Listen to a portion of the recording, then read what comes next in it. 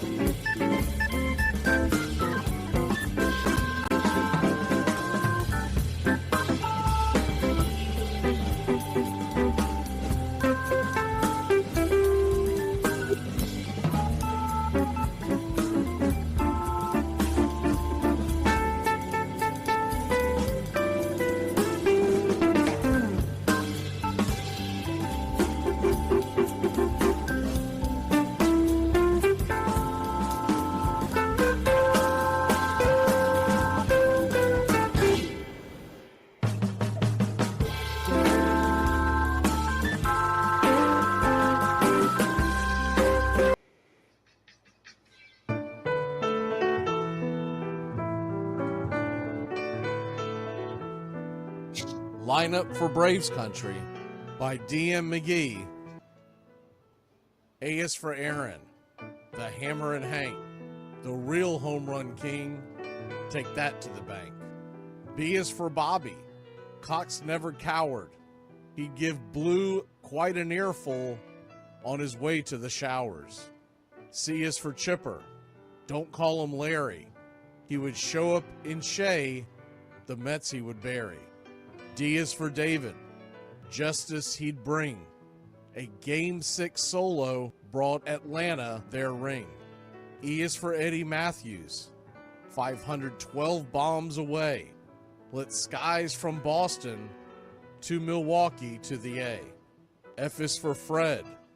McGriff dog-biting crime. A fire was lit the day he arrived. G is for Glavine. Southpaw winds and kicks. Changing speeds east and west.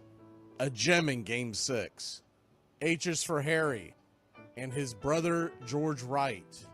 The father of baseball, Boston pennants in flight. I is for inning, ending double play. Riley to Ozzie to Olsen all day. J is for Jones. Andrew let her fly.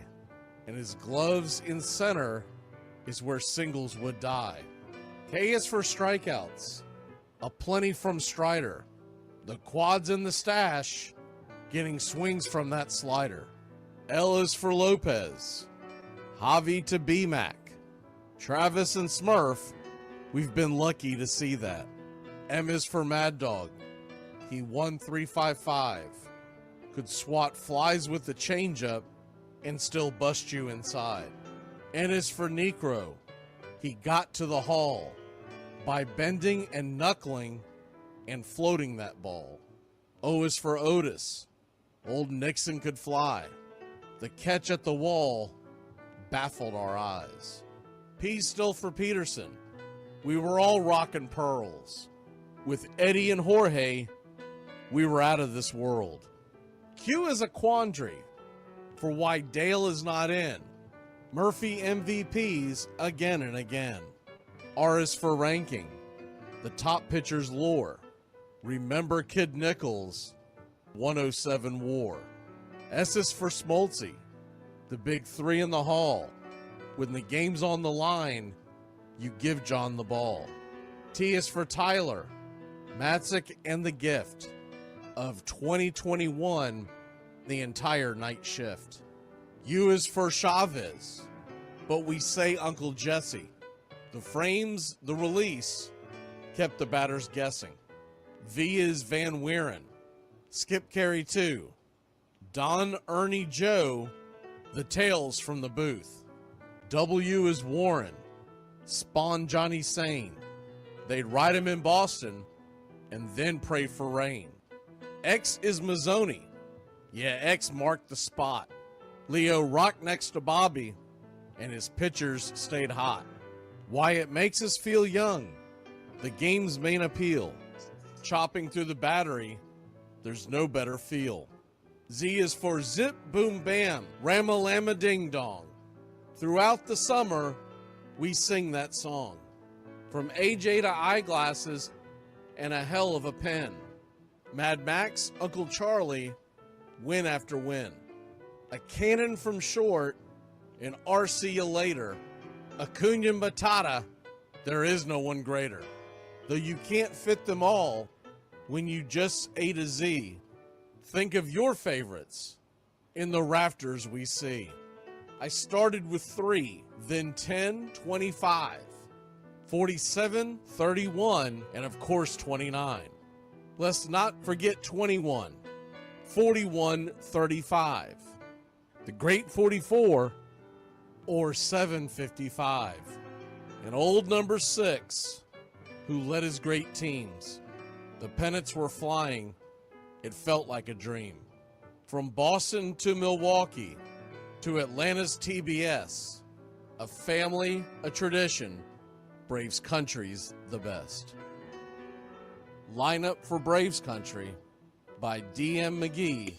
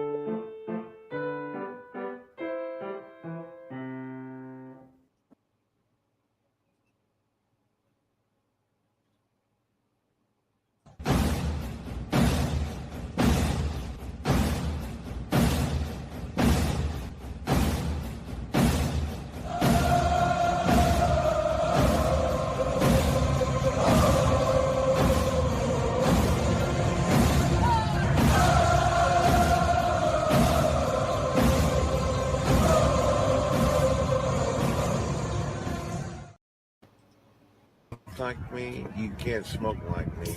So don't try and be like me. Let's party together.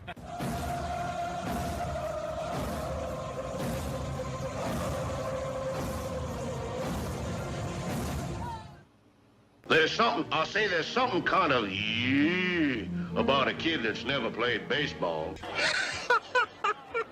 We have been hoodwinked, bamboozled, and flat out deceived. Why did you get so drunk? You got drunk. I'm just really exhausted. What's in that cup? Rum and Cokes. Do you have any idea how important this is? We're trying to save the bubble. Really? This is what you're doing? This is what you're doing?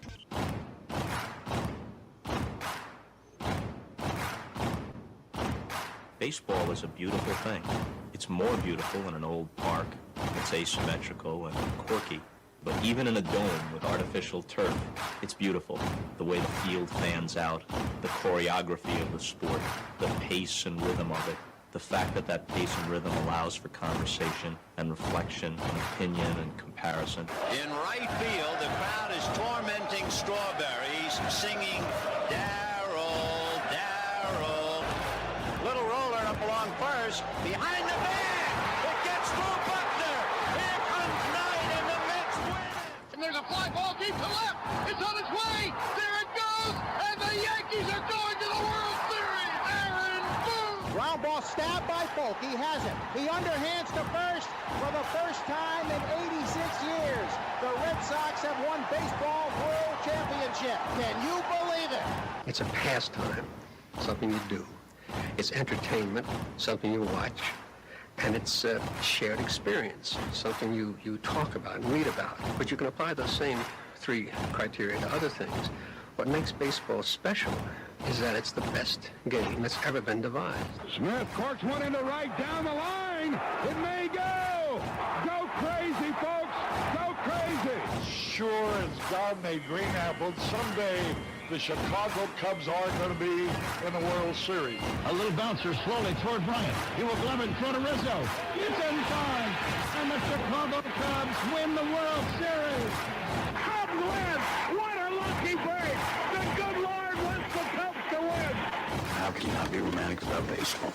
If baseball is about caring, about loyalty and rivalry, Braves fans are on their feet hoping for some kind of a bleeder or a seeing-eye single. Here's the 1-2 pitch.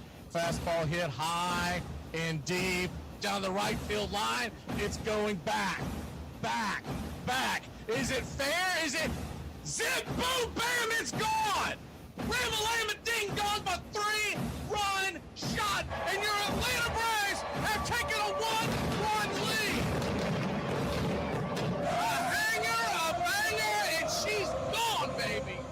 There's a very peaceful thing. It was created and played in pastures and meadows. There's grass, there's outdoors, there's everything that people thought was American and feel about America. You get in a ballpark, and it's the wonder of walking through that dark tunnel and seeing a huge open space where men play the little boy's game.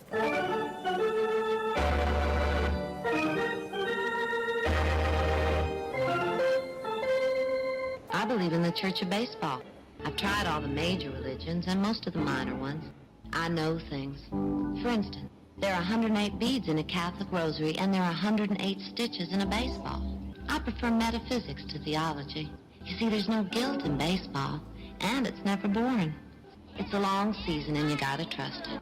I've tried them all, I really have.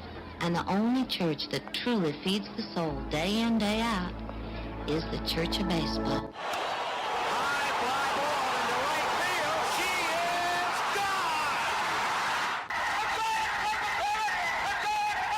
Swung line drive left field. 1 run is in. Here comes Breen. Here's the throw to the plate. He is safe.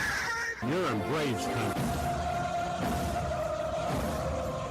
If there's a bigger thing going on right now, I don't know what it is.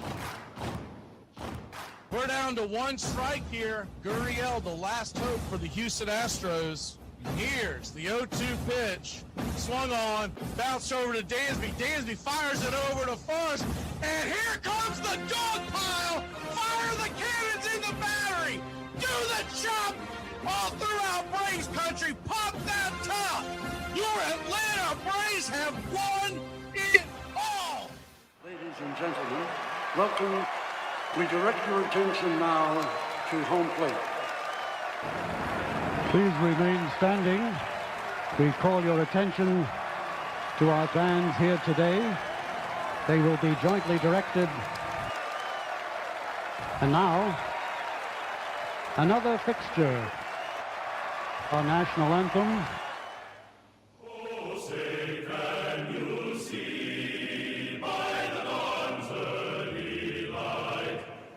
So proudly we hail at the twilight's last gleaming, whose white stripes and bright stars through the perilous fight, o'er the ramparts we once were so gallantly streaming, and the rockets' red glare, the bombs bursting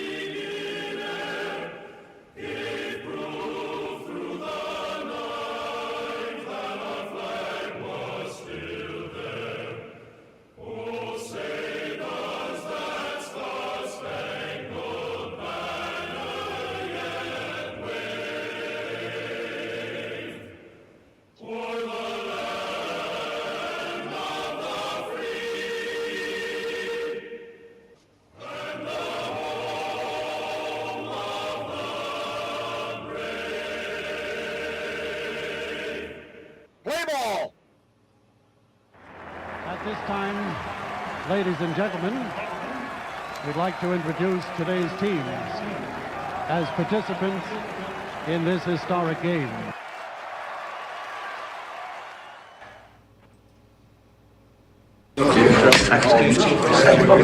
All right, you guys, let's listen up. We won a game yesterday. And if we win one today, that's 2 in a row.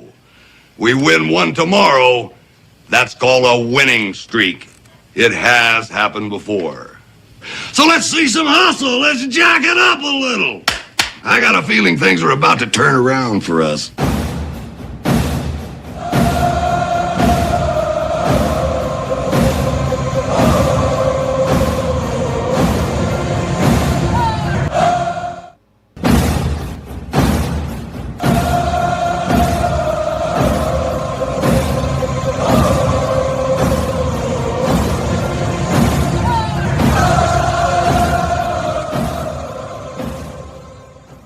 On a beer?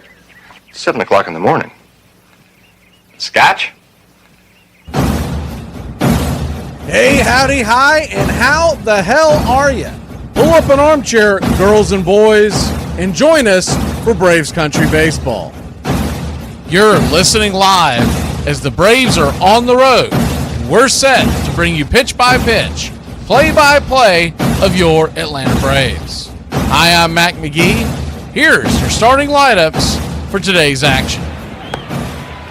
Leading off and patrolling center field for your Atlanta Braves, it's Michael Harris II. 2 home runs, 5 RBI, 1 stolen base, batting .231. Austin Riley, batting second, playing third. 2 home runs, 6 RBI, batting .276. Batting third, your designated hitter, Marcell Ozuna. He has 3 home runs, 8 RBI, batting .326. Batting cleanup, playing first, Matt Olson. 1 home run, 7 RBI, batting .196. Batting fifth, playing second, Ozzie Albies. He has 3 home runs, 7 RBI, 1 stolen base, batting .228. Sean Murphy is batting sixth and behind home plate.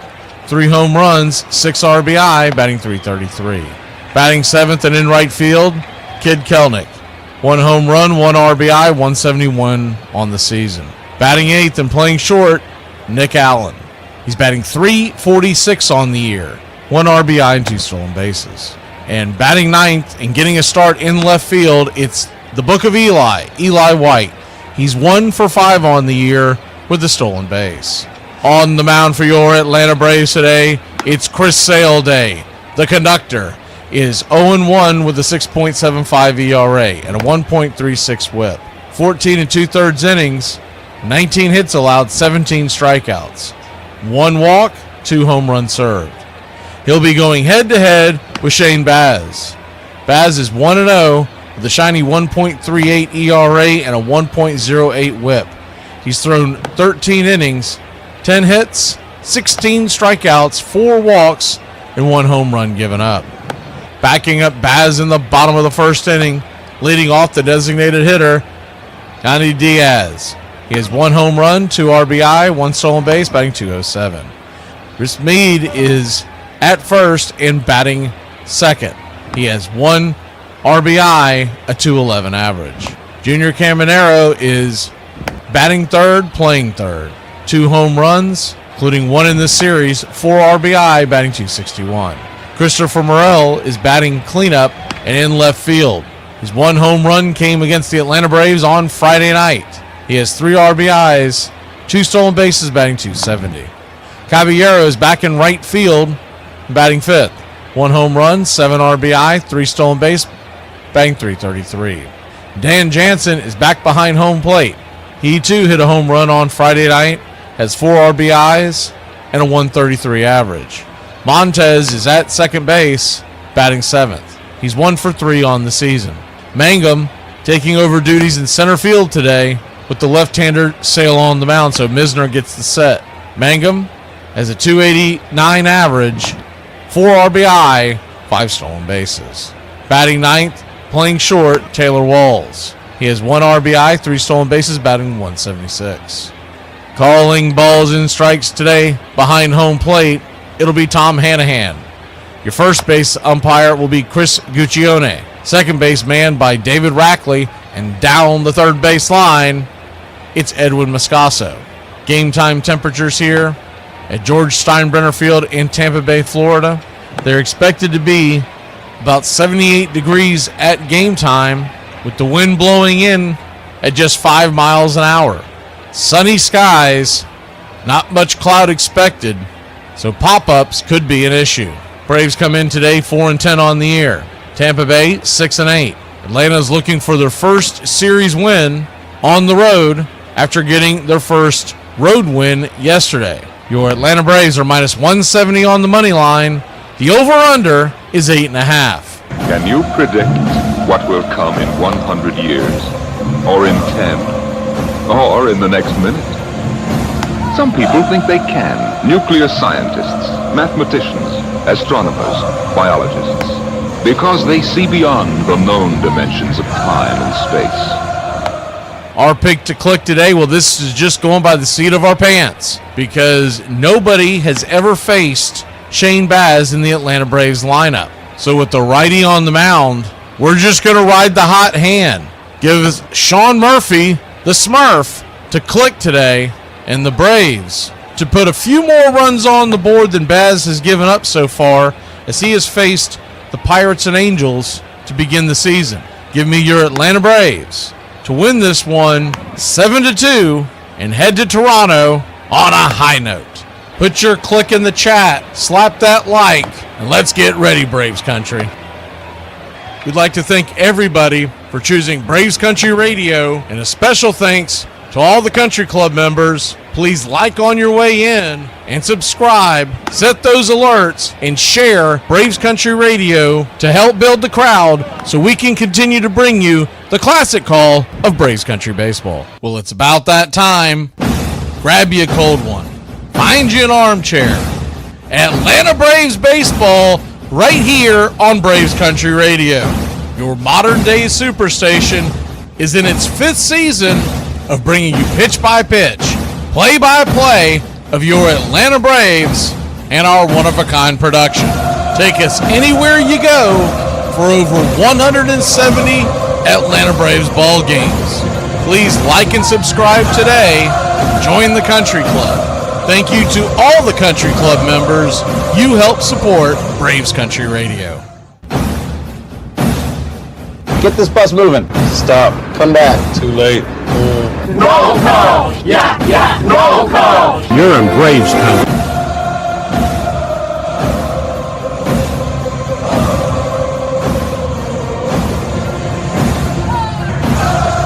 Let's get it, Braves Country.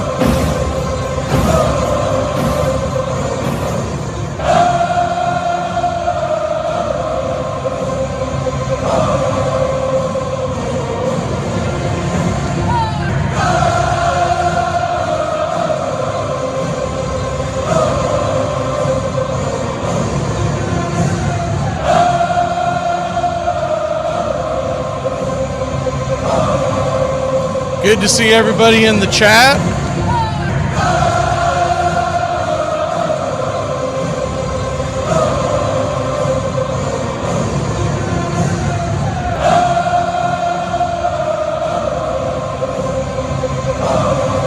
I am so ready for them to be out of Tampa Bay. Their coverage sucks down here. All right. Good to see you, Brian. Jameson. Gary the Real McCoy. Justin Green. Edward Spry. Mark Ricky Ricardo.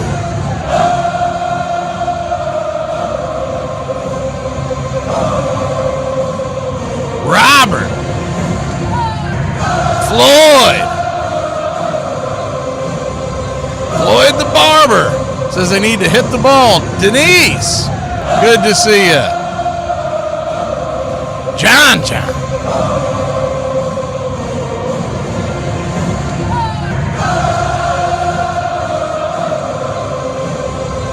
I'll get to that, Mark, about the elder SSAJ thing in a second.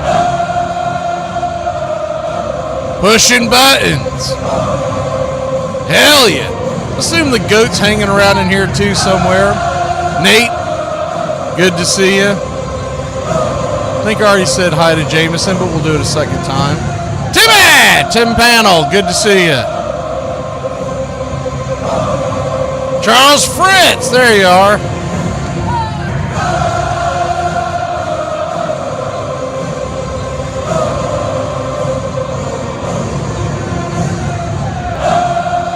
We are just about set for pitch-by-pitch, play-by-play of your Atlanta Braves. We're going to take a real quick break, and then I'm going to explain the whole SSAJ thing. It's a little complicated and honestly a little goofy.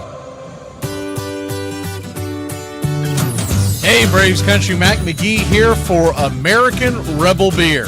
America's patriotic light lager, all natural ingredients. Stand tall, be proud. The perfect beer to celebrate life, liberty, and your pursuit of the American dream.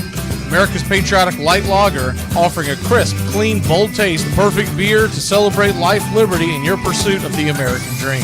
A beer with only 110 calories that tastes like a full-flavored beer and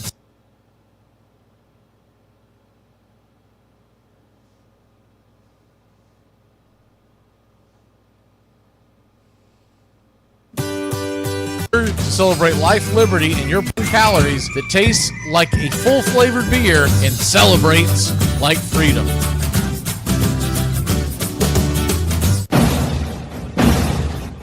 Hey, Braves Country, this is Mac McGee with Braves Country Radio.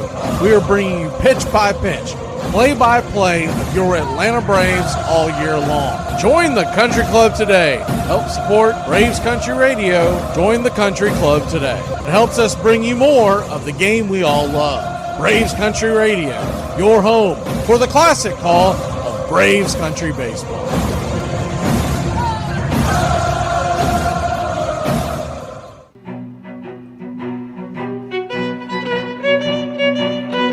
Hey, Braves Country, Mac McGee here for American Rebel Beer. From the mountains to the prairies to your pint glass with white foam, we're bringing back beer with a backbone. All that matters in our brew is taste and a touch of American excellence. American Rebel Beer, born in the USA.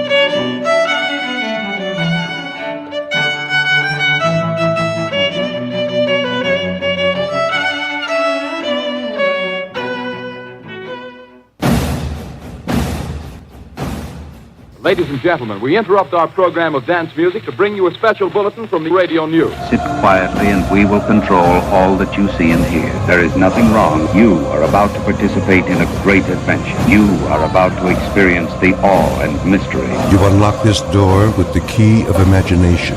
Beyond it is another dimension, a dimension of sound, a dimension of sight, a dimension of mind. You're moving into a land of both things and ideas. You've just crossed over into Adventures in Time and Space. We offer you Braves Country Radio, your home for the classic call of Braves Country Baseball. Hi, folks. Join us now for another Braves ball game. Yes, sir. This is the one we've been waiting for. This is it. This makes you feel like it's spring and baseball. No more measles and free tickets to the circus. You're in Braves Country.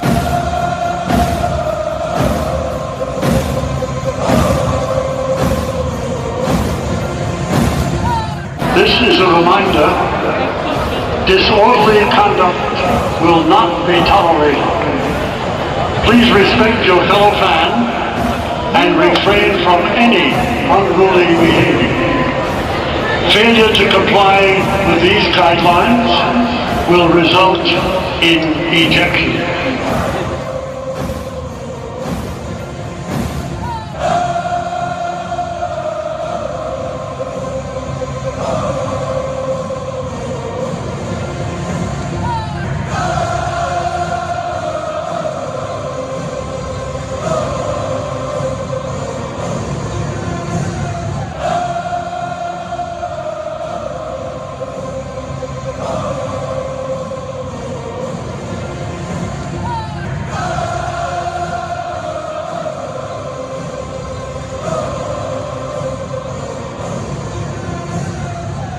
Good evening, Braves Country. Good afternoon, Braves Country, I guess I should say. That's all the same.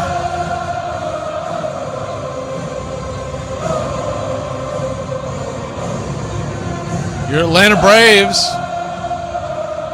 coming set as we are just about set here. Braves are wearing their, I call it their spring training gear, the blue jerseys, Atlanta across the chest, red piping down the middle. Atlanta across the chest, tomahawk underneath, all in red, outlined in white. Same thing with the numerals on the back. And the names are in white on the back. Navy ball cap. And the white A representing the city of Atlanta. Tampa Bay is wearing their home whites, blue ball cap with the TB, rays across the chest. This is their classic look. First time we've seen it in this series. We are just about set for pitch-by-pitch, play-by-play of your Atlanta Braves as Boyle, the right-hander, who was a last-minute addition, stands at the mound. There's a bit of a delay. We'll wait on that to get it cleaned up.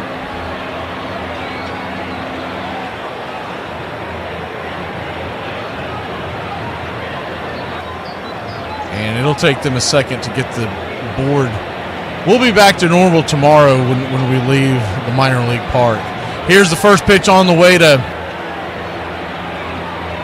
Michael Harris II. And yes, sir, it is baseball time in Braves country. First pitch is a swing and a miss strike at the top of the zone. It's 0-1. The 0-1, 98 at the knees, 0-2. Boyle was a last-minute addition this morning. Shane Baz was supposed to get the start, and I think they're just trying to buy an extra day of rest for everybody. Boyle has had issues with his control down on the farm, and Michael Harris's issues at swinging the stuff well out of the strike zone continues. It's a swing and a miss. Sinker down around the ankles, off the plate, away from him. Strikeout, out number 1. So when you realize you got a guy coming in here and didn't expect to start today, the substitute teacher in the offseason. First pitch on the way to Riley is swung on and fouled back. It's 0-1. Now, the one thing about Boyle is he can bring it. He gets a fastball up there in the high 90s. So it's not like he doesn't have good stuff, but he is struggled down on the farm and throughout his career with his control. The 0-1 swing, fouls it away. 0-2 slider. What you can expect is the Braves not seeing him before. They're more likely to have to make adjustments the second time through the lineup. Let's hope we can get into a couple the first time through. The 0-2 swing and a miss, strike 3. 99 brought it right by him, blew him away. Strikeout number 2 for Boyle.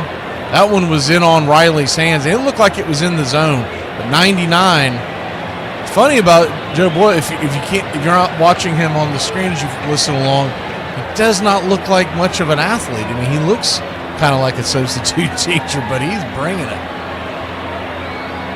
Marcell Ozuna, the batter. First pitch on the way is a slider inside. Misses well. Inside, it's 1-0. Righty-righty matchup.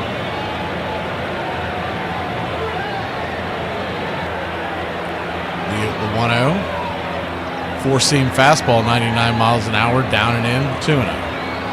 2-0 count.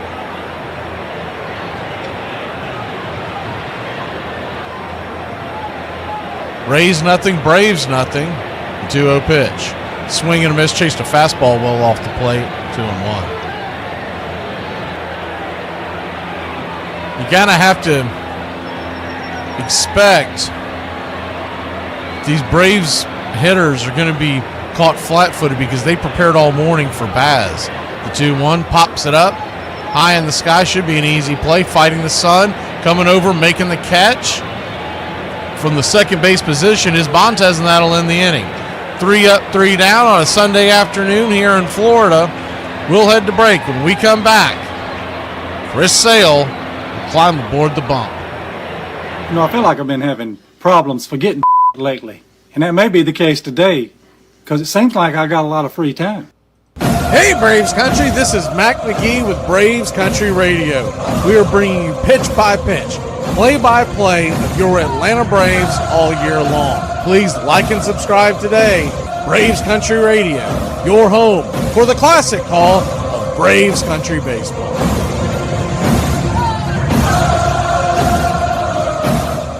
What do you consider your job skills to be? Skating. Yep. High-fiving. Skating and high-fiving. 5. Low-fiving. Low 5, the antithesis of high 5. And singing. Singing. So, what you're basically saying is you could be in Starlight Express if they ever are bold enough to mount it again. You're off drugs now. You're totally clean. I'm so clean, it's not even ridiculous.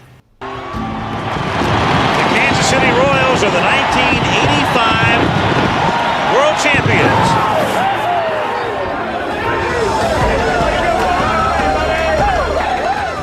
When you win a World Series, I don't care if you were Al Zate, the equipment manager, Joe Coronia, the guy that shined the shoes. Everybody in that locker room feels exactly the same as you do. And it is so powerful. Does it feel like you thought it would? Unbelievable. You believe it? And here's George Brett, the greatest hitter in baseball today. George, say hello to President Reagan. Mr. Reagan. This is just congratulations for a great effort. All of you can be very proud. Well, thank you very much. Do you guys know where I could get one of those gold necklaces with a T on it? That's a cross. A cross from where?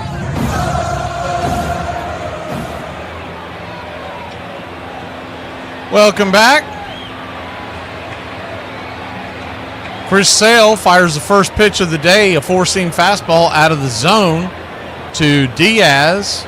Misses out of the zone. It's 1-0. Lefty-righty matchup. Sale brings it. 94 at the knees. 1-1. Not a whole lot of Tampa Bay Rays have seen Chris Sale either. I was looking at it really shocked me considering that he pitched for the Boston Red Sox before the Braves. The 1-1. Swung on and fouled back. It's 1-2. Only 4 guys on the entire roster, 3 in the lineup, have any numbers against Sale, and all of them, it was very sparingly, just a handful of at-bats here and there. The 1-2 to Diaz. Brings it. Swing, rips it. Slider down the line. Slams it just foul. Had plenty of distance, but wasn't straight enough.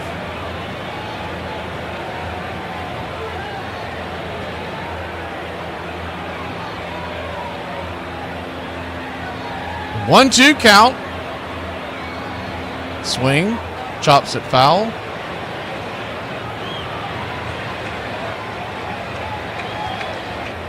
Yandy Diaz.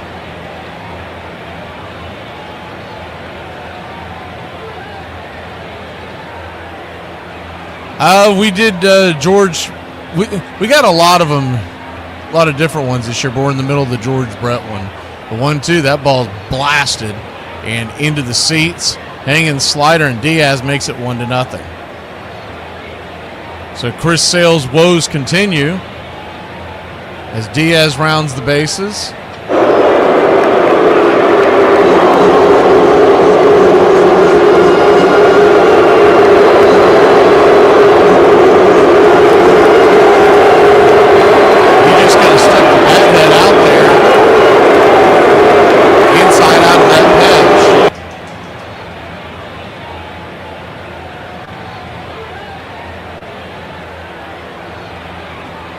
First pitch on the way now is 97 miles an hour to Meade, the first baseman, playing today because of the left-hander on the mound. It's 0-1.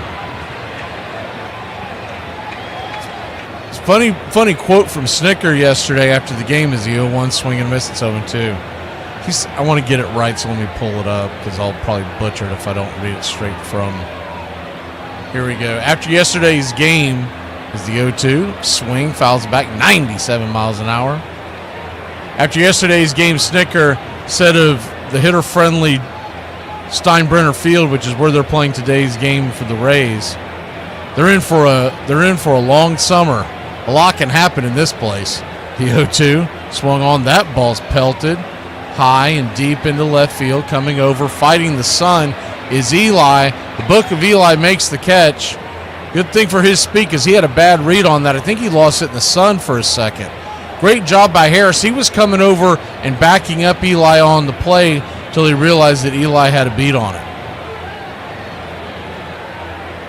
Good hustle by Harris. That's something that won't go down in the scorecard, but Harris realized that Eli couldn't get a good pick, good read order off the bat. First pitch on the way to Cameron Arrows right there, first strike. It's 0-1. The 0-1. Yeah, I'm trying to remember off the top of my head, John, but we did. So we're in the middle of that whole George Brett. When I've broken it up a little bit, he's one of my favorite players growing up in the 80s. That's one of the reasons why I chose that. Honest Engine is the 0-2. Swung on, foul back. Which is ironic because I wasn't a Royals fan at all, but I always liked George Brett.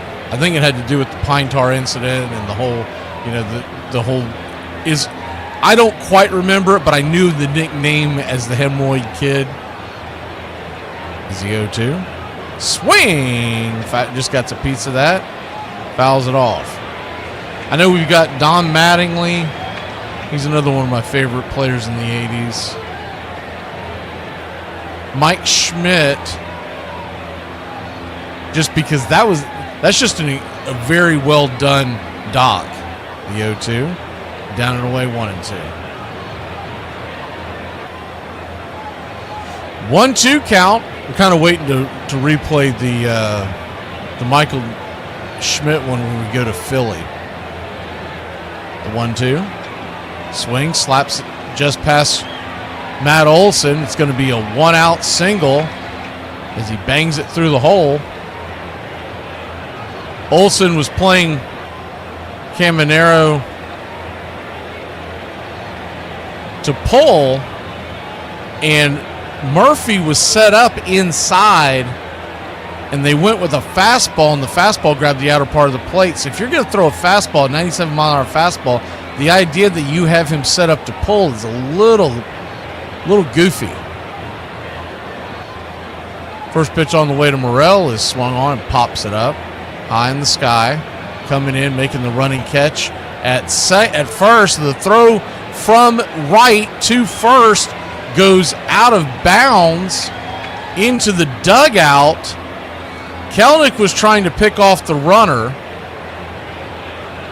and as he went to go pick off that runner, he on the fly, he threw the ball to Olson. Olson could not make the catch and keep his toe on the bag, so the ball goes over his glove and into the first base dugout. So the runner at first will head to second.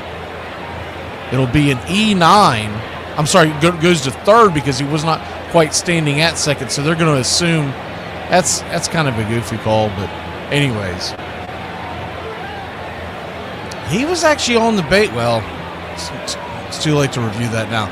First pitch on the way is a swing and a miss strike slider down and into Caballero.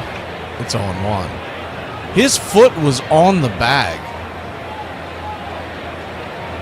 The 0-1. Pops it foul, 0-2. So an 0-2 count.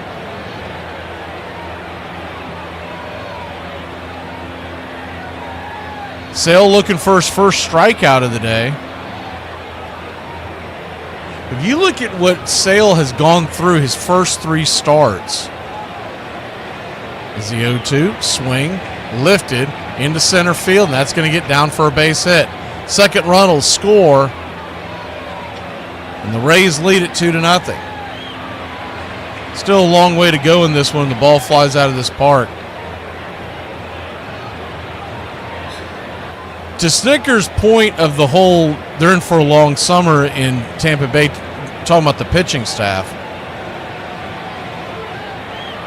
They did a search there to see how many of those home runs yesterday that the Braves hit, the 4 home runs, how many of them would have left parks in Major League Baseball. The first pitch on the way is a sinker outside wide. Murphy drops it, and the runner is on the go. He'll steal second. Don't think that'll be an error on Murphy, as the runner was already on the move. Danny Jansen, the batter, remember, he hit a home run out. You can't just lay one in there to him, especially with the ball flying out today. But the home runs that hit yesterday by the Braves, the 4 home runs, the 1-0. Frisbee slider up there for a strike. It's 1-1. Michael Harris's home run would have been out of in just that park. It is not out of the park in the other 29 buildings. 1-1, swing and a miss. Swing and just got a piece of it, 1-2. Ozzie Albies' home run would have been out in just 2 parks in Major League Baseball, counting the one they're in. Murphy's were a little more significant. His first one would have been out in 12 total parks in Major League Baseball and 13 on the second one. The 1-2, change up down and in, 2-2. So a 2-2 count. I found that pretty significant. You realize, you know that the ball's flying out when you realize how much different it is. The 97 misses inside, full count.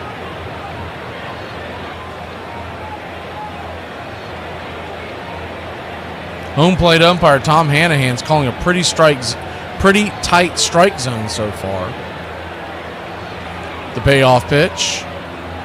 Got him! Smoke him if you got him. He got him, strike 3. Buckled his knees, and that'll end the inning. Braves give up a couple runs. We'll grab the bats when we come back. Olsen, Ozzie, and Smurf are coming to the plate. Don't you love when you're listening to a really good song and it makes you think that you're really happy, and then it ends and you remember that you're not? I got the right to defend myself. It's in the Constitution. Have you ever read the Constitution? Yes. No. Quick, everyone tell me what the default jelly is for peanut butter and jelly, because my friend group is in a huge fight and I know I'm right and they're wrong and I have to go to work and I want to show this video to them tonight proving I'm right. So, tell me right now. When it's 104 degrees in Texas, what do? You get yourself a redneck pool. Make sure you got a redneck woman with her butt hanging out. And you get in a pool just like this. George without a World Series title is not the same as George with a World Series title. I mean, that's just the hard reality of sports. So, yeah, everything kind of changed for him in that way in 1985. There he is, Mr. Kansas City Royal. Tell you a funny story. It came up, I made a lot of throwing errors. And whenever I'd make a throwing error, all these people sitting over here would just start screaming at me, you know? So all of a sudden I'm playing third base for 16 years. They brought up a young guy named Kevin Seitzer, play third base. So they moved me to first. I think it was opening day. He throws one in the dirt. I go to get it and I miss it. Everybody starts screaming at me at first. You gotta catch that ball. And I turned around and I said, did y'all f***ing move your seats from third base to first base just to give me Can't win. You can't win.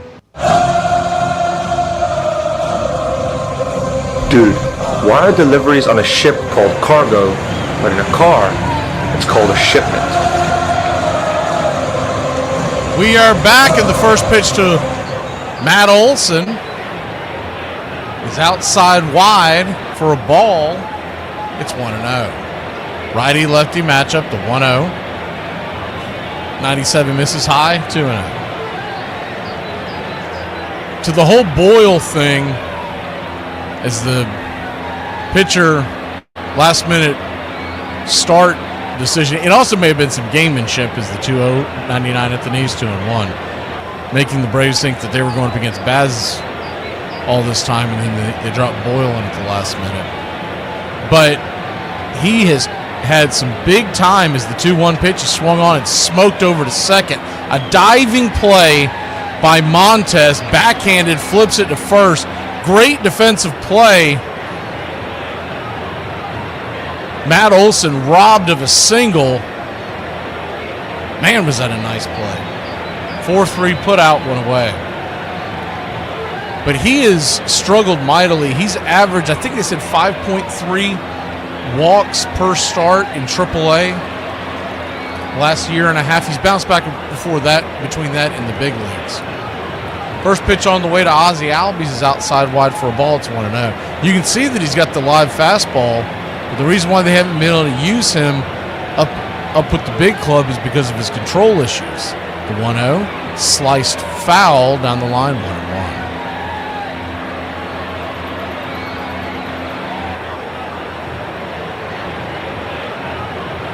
1-1 count. So I know the news today of A.J. Smith-Shawver getting sent down to the minors took everyone by surprise, including me, is the 1-1, swing and a miss, 1-2. I thought they were going to go with Elder going down to the minors, and I was a little surprised. I got to thinking about it yesterday after the game. Why, if you're going to send Elder down, why haven't you done it already to get the extra bullpen arm, which is Michael Peterson now is the 1-2 in the dirt, 2-2. But I think what it is they want to get A.J. Smith-Shawver right down there on the farm. Elder, I would suspect if we make it to the off day this week, and Strider's already pitched as the 2-2, swing and a miss, pulled the string on the 93 sinker, 2 away. I would suspect at that point Elder will be sent down, but I guess they haven't 100% decided that Strider was going to pitch. He should be set up to pitch Wednesday, maybe Thursday if they decide to push it back. But if he pitches Thursday, that means that Elder pitches Wednesday. Oof. First pitch on the way is a slider inside for a strike. It's 0-1. Grant Holmes is expected to pitch tomorrow. The 0-1. Rocks and fires. Inside. 1-1. Then you would have Schwellenbach. If you went on normal rest, Strider lines up for Wednesday. If you go for extended rest, Strider would go on Thursday. The 1-1 swung on and chops it foul 1-2. I'm sorry, not Thursday, but Friday, because we are off on Thursday. But I believe long term, what the idea is that this would be the last week of Elder, whether he's used or not. They have the off day so they can manipulate the rotation and bring Shawver back in about a week or so. The 1-2 to Smurf. Caught looking inside, strike 3. You got to pull the trigger on that. Smurf tried to work his way aboard, but that was definitely on the zone. Bad read by Smurf. Will go to the bottom of the second. 3 up, 3 down. Boyle is stomping all over these Braves bats. I'd rather have a bottle in front of me than a frontal lobotomy. So nobody's going to speak on how a whole new created football team just popped up for Washington, D.C. over the weekend. Now, I'm not the biggest football fan in the world, but I've never heard of the Washington Commanders. Come on now. They literally pulled that out of their ass. And I feel like this was all set up by Trump because, of course, their colors are red and white, and they play for Washington, D.C. When did Washington, D.C. get a football team? It's for you to know it so that you can communicate it to the people here, to your clients, to whomever. Oh, okay. What? It's whoever, not whomever. No, it's whomever. No, whomever is never actually right. Well, sometimes it's right. It's a made-up word used to trick students. Obviously, it's a real word, but I don't know when to use it correctly. It's whom when it's the object of the sentence and who when it's the subject. That sounds right. Well, it sounds right, but is it? How did Ryan use it as an object? As an object. Ryan used me as an object. I was doing a game at Comiskey Park, and David came in the booth and told me they wanted to talk to me. That they had this role in this movie.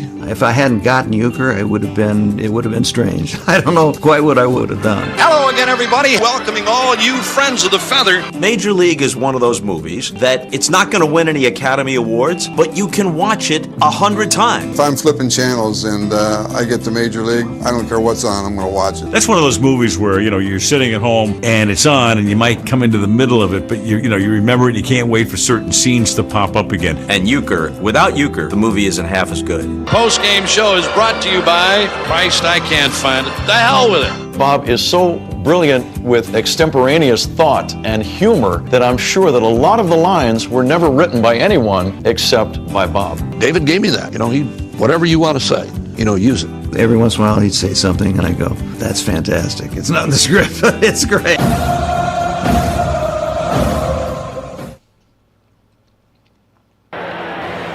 Welcome back. Sale goes back to work. First pitch on the way to Montez is a fastball. 96 out of the zone. It's 1-0. But I don't think I ever completely thought about the Sale thing. He's been given a tough draw, if you think about it, until today, as the 1-0 misses outside 2-0. He's faced everybody's ace, and he's faced the Padres, the Dodgers, and the Phillies. The 2-0, right there at the knees, 2-1. Today, the biggest thing would be dealing with the ballpark, the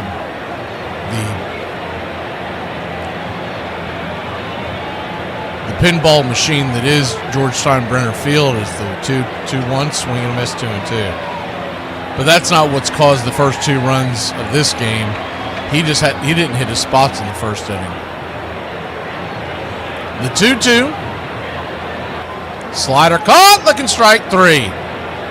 Might have been a wide strike, but we'll take it.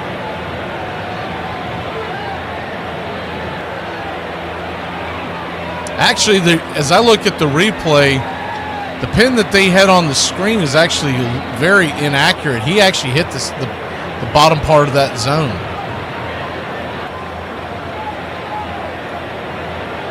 First pitch on the way to Mangum is a 98-mile-an-hour fastball, high heat outside. It's 1-0. 1-0. Kicks and fires right there at the knees. 1-1. That clip we played in the last break that led to our poll today, which jelly is the go-to jelly? Is it grape or strawberry for a PB&J? 1-1 right there for a strike on the outer edge, 1-2. Excuse me. The girl that made the video, her argument was strawberry. And I noticed there's a lot of argument going back and forth, and I just always assumed it was grape. But I guess it really just depends on your household and what you grew up on. Because I think of strawberry as being, well, you'll do it, but you'd much rather have grape. 1-2, fouled back. Do it again. But I guess that's just because I don't remember us having strawberry jelly in the house growing up as a kid. I always remember it being grape. An apple. You can take that and throw that out the door. The 1-2. Swung on, chops it over to first. This time Olsen's over there. He'll make the step on the bag, 2 down. That Braves defense, and that kid Mangum, who is anything but a pull power hitter, was way over. And that hit that went down the line that Olsen couldn't get to earlier.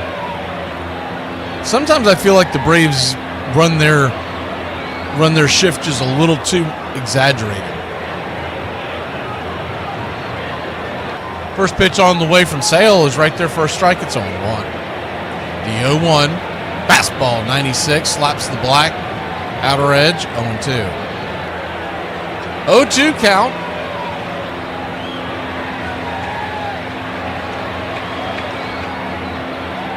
Braves nothing, Rays 2, just getting going here in the bottom of the second inning. The pitch on the way, swing, rips it back up the middle. It's off the glove of Sale. If he leaves it alone, Ozzy's there to make the play, but instinctually he just stuck his glove out there, and it'll be an infield single for Walls.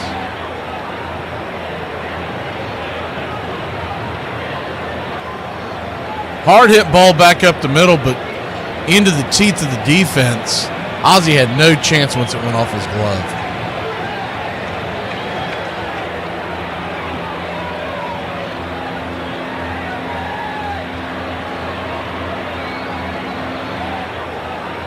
Sale flip it over to first to keep the runner close by. Lefty-righty matchup, Diaz, the batter. First pitch on the way, right there. For a strike at the knees, it's 0-1.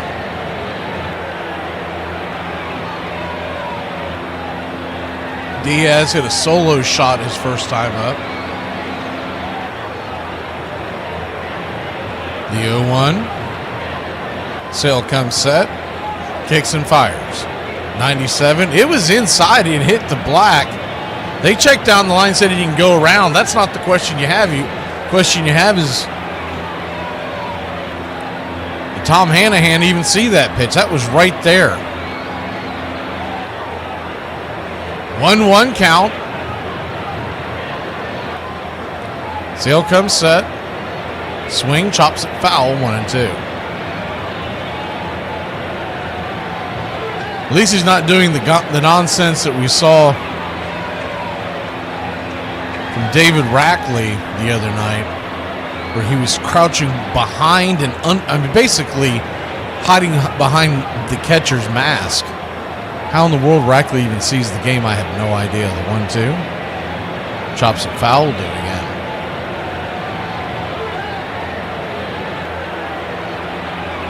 One-two count.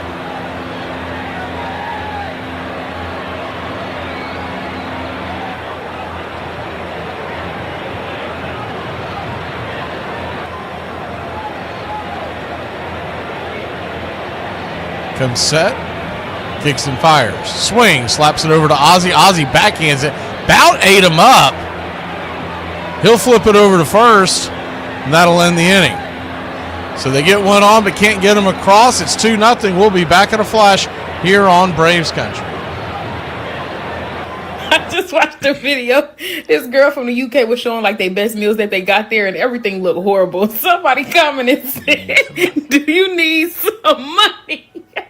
It's not a scam at all. I also had reservations in the beginning, but these super berries grow in the Andes Mountains, okay? Alpacas can survive entire winters on this shit. Great question. So is that the only superpower you get, surviving winters? Because I've survived many winters without these berries. No. December 23rd, the beloved poem A Visit from St. Nicholas was first published anonymously in the Troy Sentinel, a New York newspaper, in 1823. At the time, the tradition of St. Nicholas was fading and primarily celebrated only in Dutch-American households, with children leaving out their wooden shoes the night of December 5th in the hope Sinterklaas would leave them candy, not a lump of coal in the morning. The poem revived and transformed the image of St. Nicholas, presenting him as a jolly, plump old elf riding a sleigh pulled by reindeer loaded with a bag full of toys for good little boys and girls, creating the modern image of Santa Claus we know today. Nearly 20 years later, not happy with how the poem was being misclaimed, Clement Clark Moore came forward to claim authorship, saying he wrote it to amuse his children, though some debate persists over its true origin. The poem, now the cornerstone of our holiday tradition, brings the magic of Santa Claus to millions each Christmas season. Today we call that poem The Night Before Christmas.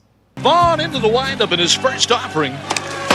Just a bit outside. He tried the corner and missed. I saw him throw that ball. That's the first thing that came to my mind. I knew it was funny. I didn't know it would become, part of the lexicon of sports talk. Every ball player, and the ball player could have been born after the movie came out. Doesn't make any difference. Ball player walks out to him, just a bit outside. Just a bit outside. Just a bit outside. Usually when an actor gets a day off, they take the day off. But the days we were shooting with you, a lot of the actors would show up and just stand behind the camera and watch it. They were so entertained by it. Low, and Vaughn has walked the bases loaded on 12 straight pitches. Boy, how can these guys lay off pitches that close?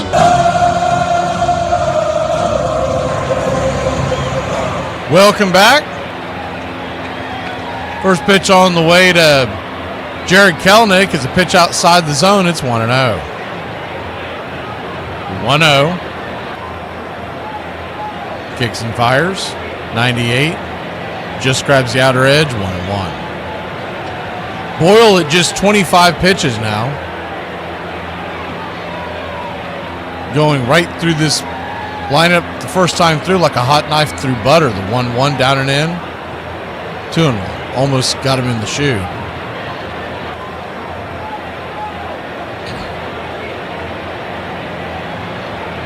Yeah, Mark, we went over on the pregame show yesterday. Acuna's going out to Los Angeles this week to possibly get cleared, and if so, then they'll start some baseball activities. The 2-1 swing, pops it up, got underneath that, coming in, running in, making the running catch is Caballero from right field. One away. Supposed to be, I think it's Monday is when he's going out there, or maybe he's already went out there and the appointment is Monday. But anyways, point being that they would bring him back to the Braves facilities and start trying to get him to. He's been swinging the bat. That's not the issue.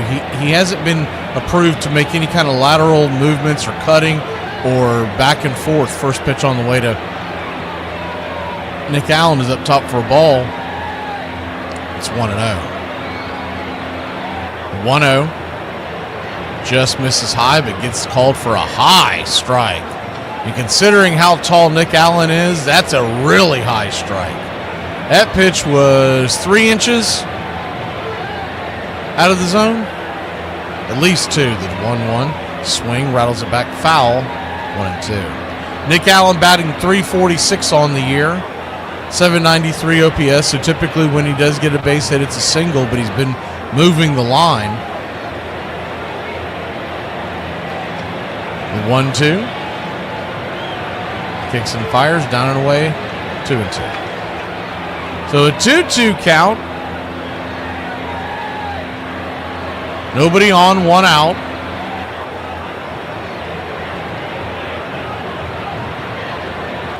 The 2-2. Swing and a miss. Chase the slider down and away. Strikeout for Boyle. 2 down.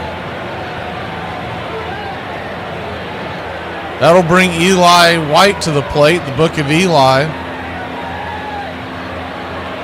You just got to figure that the Braves are going to make adjustments the second time through the lineup when they see Boyle. And hopefully they can do some things with this. But we've seen this over the years. When the Braves face a pitcher they haven't seen before, they usually struggle at the beginning. First pitch on the way is a four-seam fastball, fits it back foul. It's 0-1.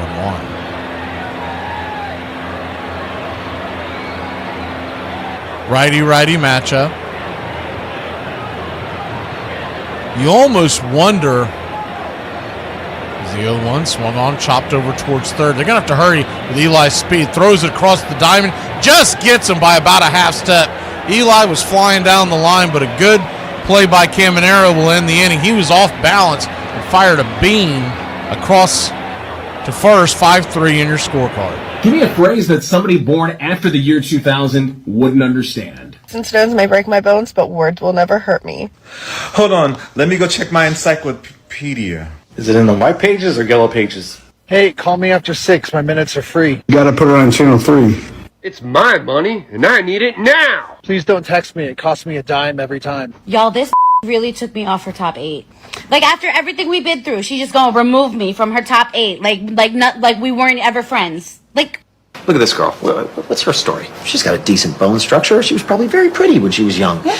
Probably spent her summers here, lounging on the beach and scooping ice cream. But she didn't want her summers to end, so she got herself a fake ID and a push-up bra and started hanging out at the local bars. Right.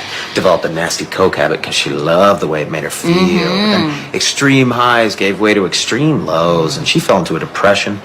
Had herself a kid. Thought it would give her a sense of purpose, and it did for a while, till she started using again. And then social services came knocking at the door. Now the kid lives upstate with his grandparents because she can't take care of this kid. And here she is, festering away in a one-bedroom apartment, waiting for the HIV to turn into AIDS, and wondering what the... You know I can hear you, right?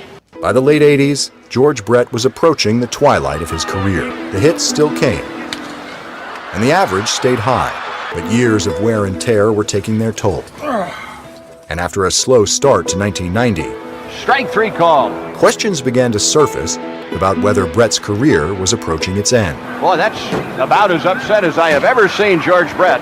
He's 37. The body is breaking down. You know, his first half was the sort of bad that makes you think, oh, this is over. He is thinking very seriously about retiring.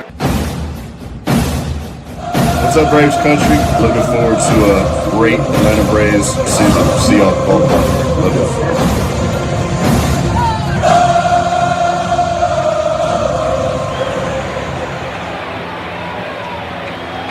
Welcome back, Braves country. Chris Sale goes back to work.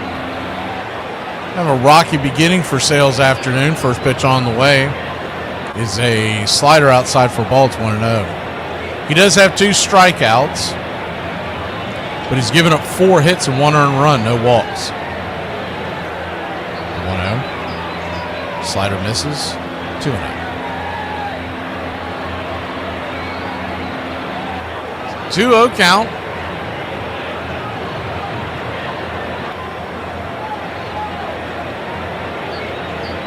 97 miles an hour, misses high, 3-0.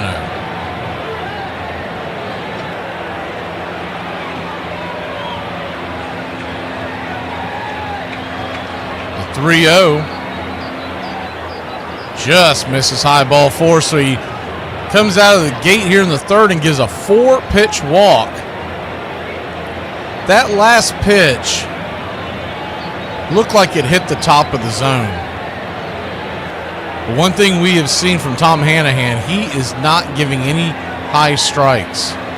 So you might have to go east and west if you're going to get your calls, maybe south, but north he's not been given an inch. In fact, he's been pinching the zone. First pitch on the way is a slider down and in. It's 1-0.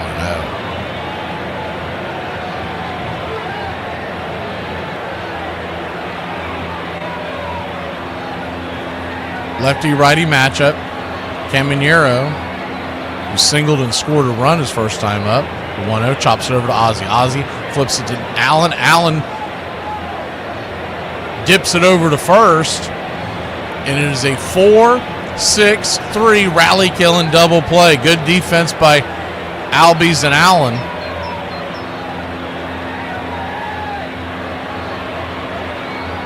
Fairly hard-hit ball again, but it took 2 hops before it got to Ozzie. That second hop, it almost ate him up. They've got a hard turf here at the George Steinbrenner Field. First pitch on the way is a 4-seam fastball, misses high. It's 1-0.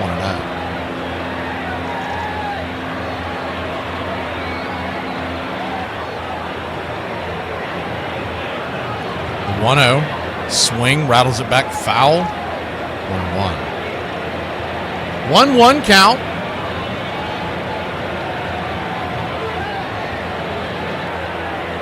Rays 2, Braves nothing. 2 outs. Nobody on. Morrell, who's 0 for 1 on the day. Murph sets up inside the pitch. Swing, 4-seam fastball. Out and away is fouled back. Gonna have to keep an eye on that because he has not been hitting his target with his fastball all day long. The 1-2. Slider, did he go around? They check down the line. First base umpire Chris Guccione says no dice. So a 2-2 count.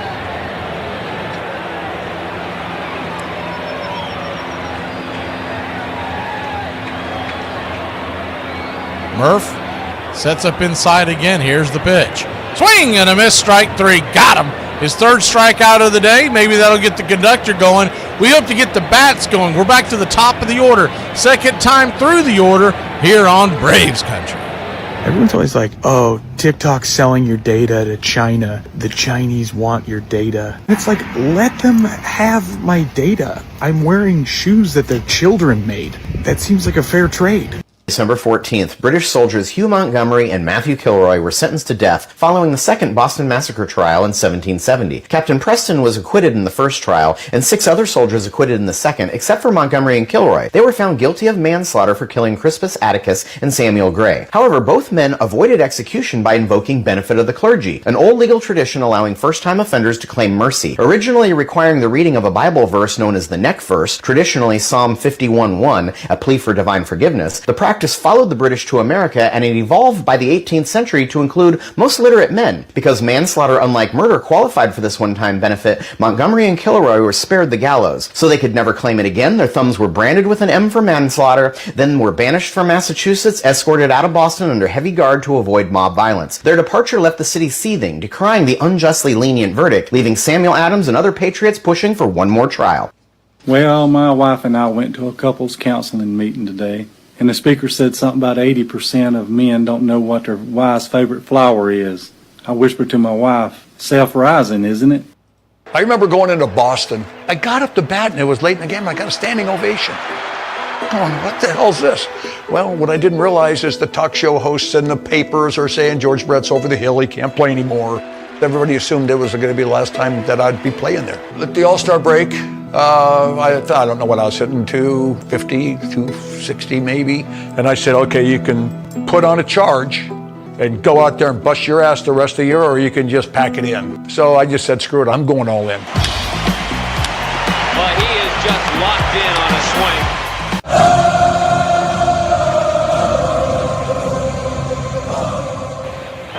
Welcome back. Harris will lead us off. Michael Harris second. First pitch on the way is a sinker. High and wide out of the zone. It's 1-0.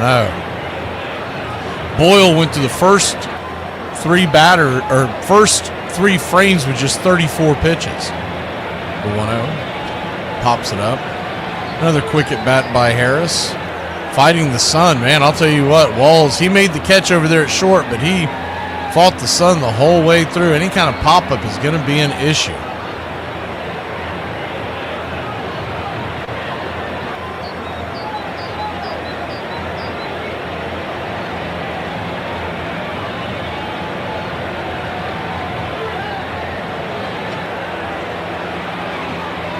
So 1 out, nobody on. First pitch, 91-mile-an-hour slider misses wide. 0-1. Braves have yet to record a hit. 1-0. Check swing looked like he went around. They checked down the line. Guccione rings him up. 1-1. Braves have not had a base runner so far. 1-1 count. Slider at the top of the zone. 1-2.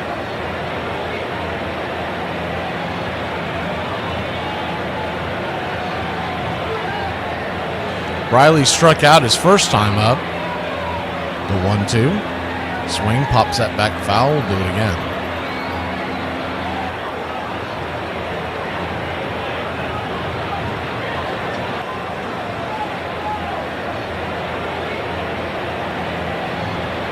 Rays jumping out to an early lead once again. That's been the theme of this season so far for the Atlanta Braves, the 1-2.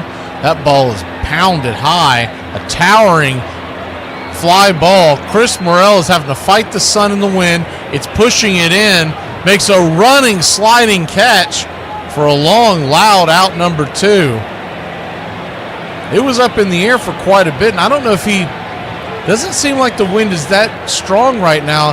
He must have just lost it in the sun and was able to recover just on athletic ability alone. It's a high sky here at George Steinbrenner Field. First pitch on the way to Marcell Ozuna. He's right down the pipe for a strike. It's 0-1.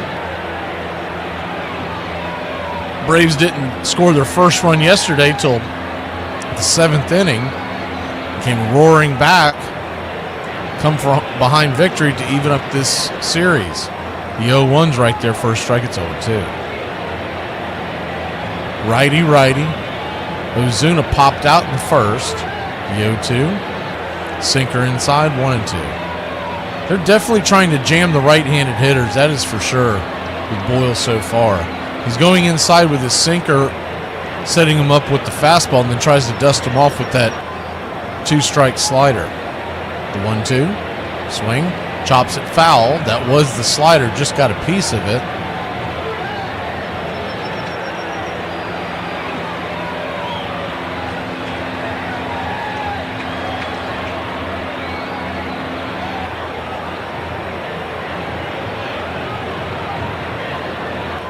One-two count. So Ozuna gets back in the box.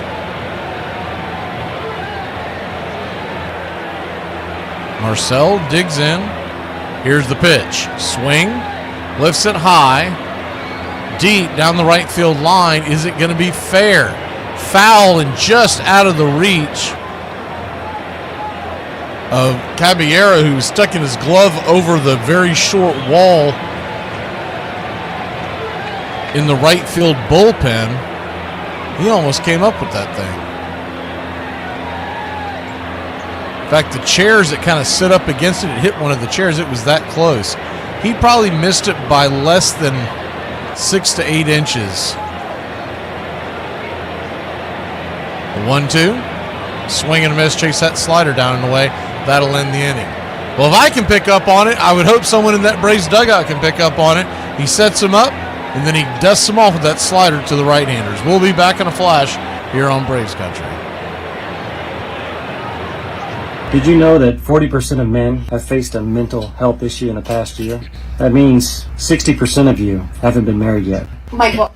And after we had a few beers, we came up with the shower buddy. The shower buddy? Oh, I'm sorry, that name's not official yet. No, he's wrong. It is official. I wanted the shower daddy. Shower daddy is worse on pretty much every level, so. Yeah. I have to agree, better than having some strange dude in the shower with you. Yeah, it's not some strange dude. As I've said many, many times, it's your buddy. Well, why would your buddy be in the shower with you? Why would your dad?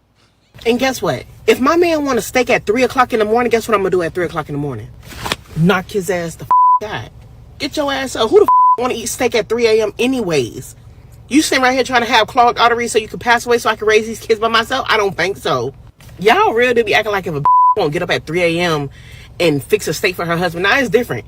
If he's getting ready to go to work and you making him some lunch or something, never mind, because that's about to sound stupid as soon as I said it. Make that steak the night before and he can heat that up in his lunchbox. So let me get this straight. China cannot own and operate an app in the United States. They can, however, own 384,000 acres of United States farmland.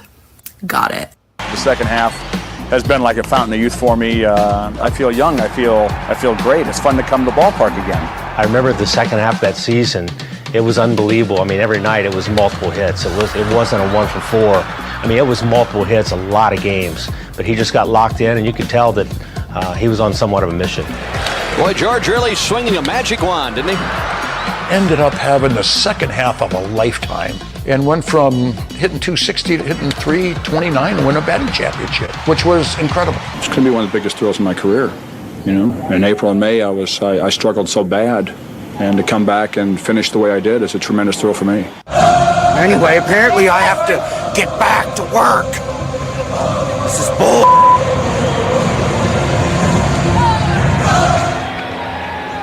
Back to work we go. Braves have been pitched to a perfect game so far as we head to the bottom of the fourth. It's the Rays' turn. They lead it 2-0. First pitch on the way. Four-seam fastball high and out of the zone. It's 1-0.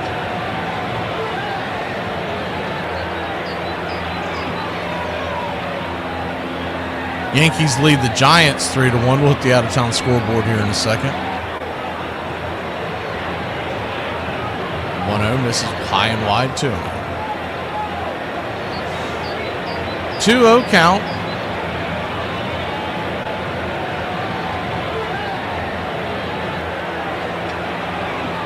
Comes set and brings it. 94 inside. 3-0. Sale has not been able to place that fastball where he's wanted it at all today. So a 3-0 count, in danger of walking the second consecutive batter to start the inning, and he did on 4 pitches.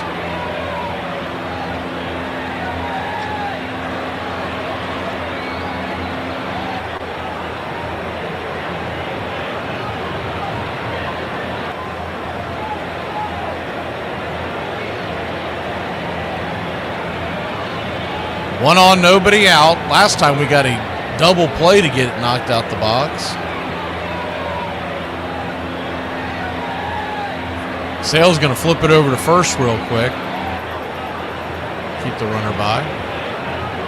Later on today, you've got the Mets are at the A's at 4:05. Luis Severino, the ex-Met, will have a revenge game today versus Kodai Senga. Should be a pretty good game. Pitch on the way to Jansen is a frisbee slider right there at the knees. It's 0-1. Blue Jays trail the Orioles. We'll see the Blue Jays tomorrow. They're heading to the 4th inning. It's 3-2 Baltimore. The 0-1 from Sale. Swing, pops it up. Back foul out of play behind home plate. It's 0-2. We're rooting for a 16-16 drag out, knockout, 7 rain delay game there in Baltimore. Have Toronto come back home. I'd like to see us beat beat Toronto to the airport today. Yankees lead the Giants 3-1 in the fourth. Guardians and Royals are knotted up at 2 heading to the fifth, the 0-2. Down and in 1-2. Angels lead the Astros 2-0. That game is in the second. Twins over the Tigers 1-0 in the second inning. We'll see those Twins next weekend at Truist Park. The 1-2 count. Kicks and fires, swinging it. Just got a piece of it, fouls it back. The runner was on the go. He'll head back to first. Rockies and Padres later on today. 4:10 first pitch. Rangers and Mariners, same time. Gilbert versus Eovaldi. That should be a good matchup. Brewers and Diamondbacks. You got Peralta versus Gallen. So good late afternoon games here on a Sunday, on a Masters Sunday. The 1-2 swung on. That ball is just lifted over the third base bag, but foul. We should be finishing our game before they hit the back nine on the Masters. It's just perfect timing in my book. See the showdown of Rory versus DeChambeau. The 1-2. Sale lifts his red glove towards home plate and swing. Strike 3. Ball gets away. The runner was on the go. So he will get second base on a stolen base. Timed that it perfectly. Runner cannot advance because the base was previously occupied.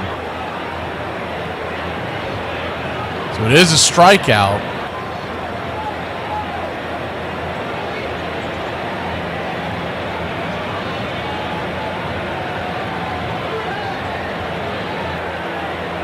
His fourth of the day. First pitch on the way. Swing and a miss by Montez, the number 7 hitter, the second baseman with the slick glove.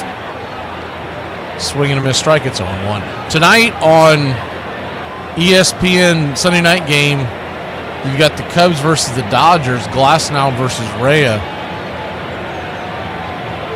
Dodgers got pounded last night. I think it was 16-0 was the final score.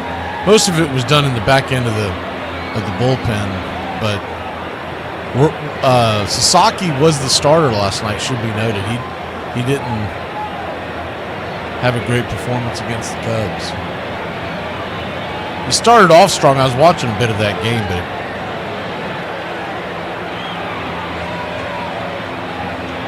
so runner at second, 1 out. The 0-1 to Montez. Caballero dancing back and forth. Here's the pitch. Swing, lifted into right field. That's going to be a run.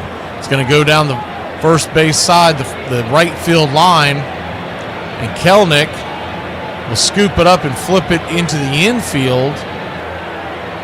A good job by Kelenic to keep Montez to one base. No chance for Kelenic to bring it home. It was off the end of the bat. Just kind of a bloop hit.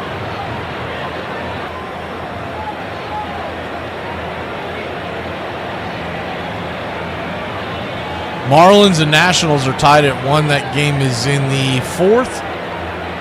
Quantrill's on the mound for the Marlins. I think it was the young left-hander on the mound for the Nationals today. Kid that came over from San Diego. I'm blanking on his name right now. First pitch on the way is swung on and fouled back. It's 0-1.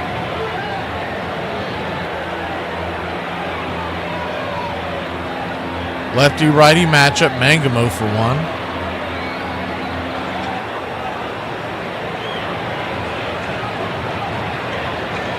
Sale looking over towards first. The 0-1.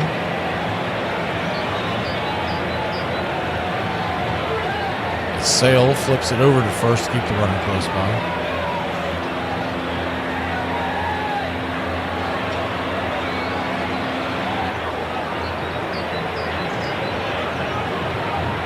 Sale looks over, he brings it.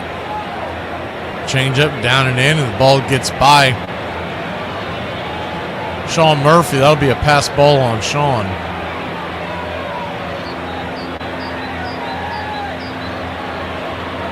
Tried to just trap it instead of get in front of it, and the ball scooted out from under his glove. They might give that a wild pitch, but that's 100% on Sean. I'm sure Murphy would tell you the same. 3-0 your score, bottom of the fourth. Braves infield is back into the left, so a huge hold on the right side. Here's the pitch. Swing and a miss, 1-2. Sale, by the way, is at 70 pitches. So a little high here in the fourth inning. We do not have an off day tomorrow, so this could be another bullpen. 1-2. Swing and a miss, strike 3. Got him. 5th strikeout of the day by the conductor.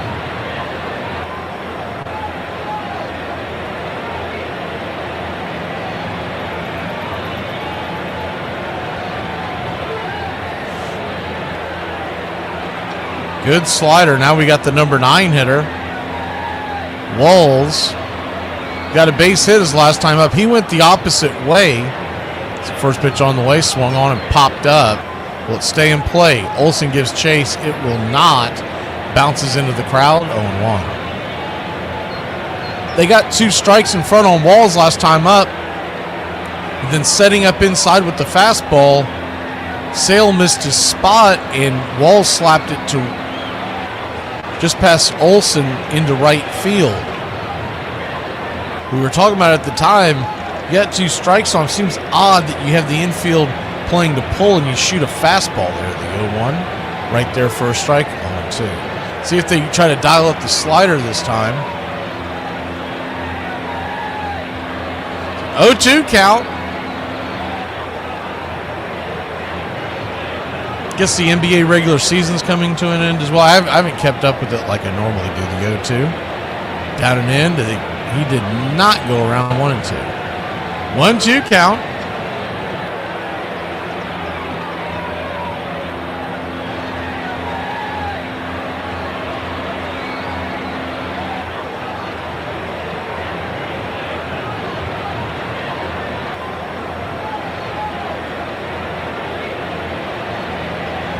Pitch on the way. Try to get him to chase a slider down and in. 2-2.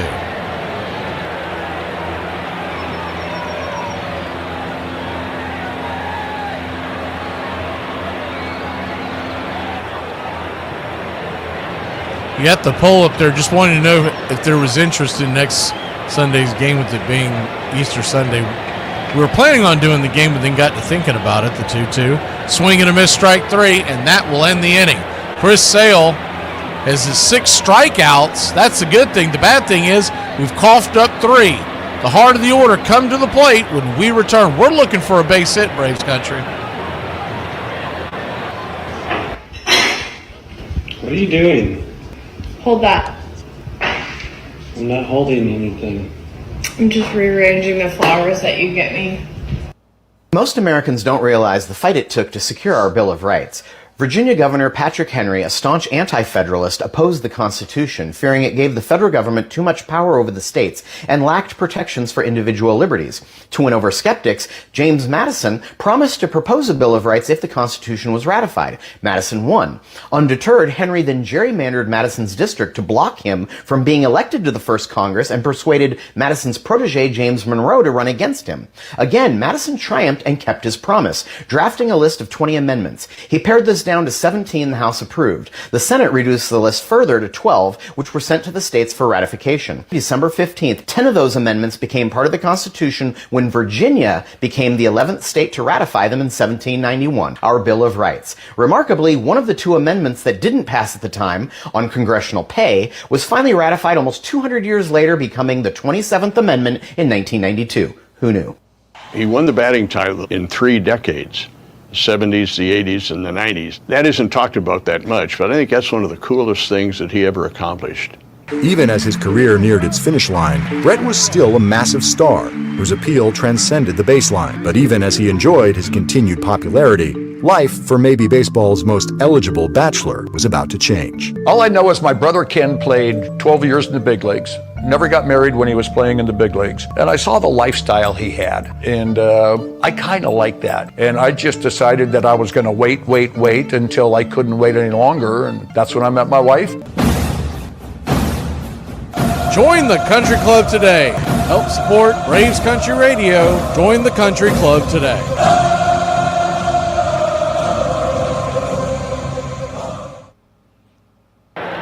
Welcome back. First pitch on the way to Matt Olson is high and out of the zone. It's 1-0. Righty, lefty, the 1-0 in the dirt, 2-0. 2-0 count.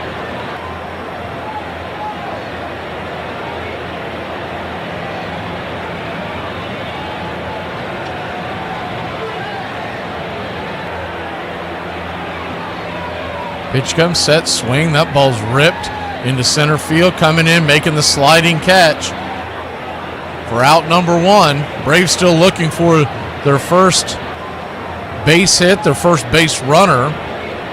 Sliding catch by Mangum, one away. Hard hit ball by Olson, but right at Mangum.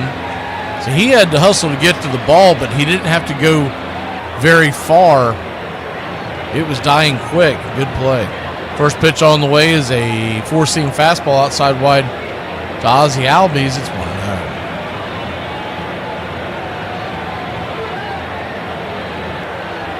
The 1-0 misses wide.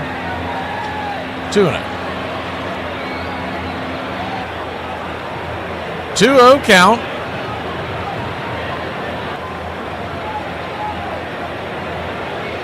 Brings it, swing, chops it foul. 2-1.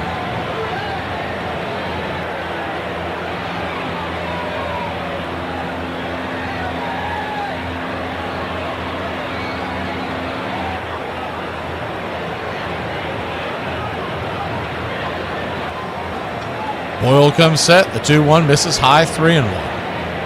So a 3-1 count. Heck, if we can just get a base runner, we'd take that at this point.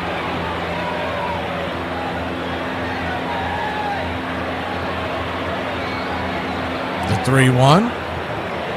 Down below the knees, ball 4. So there we go. First base hit, first base runner of the game. There goes the perfect game for Boyle. Still has the no-hitter intact.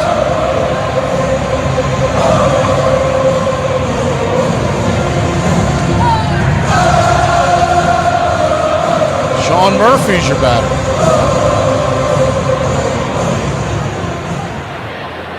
Righty-righty matchup. First pitch on the way is a 97-mile-an-hour fastball to Smurf. It's 0-1. Just above the knees.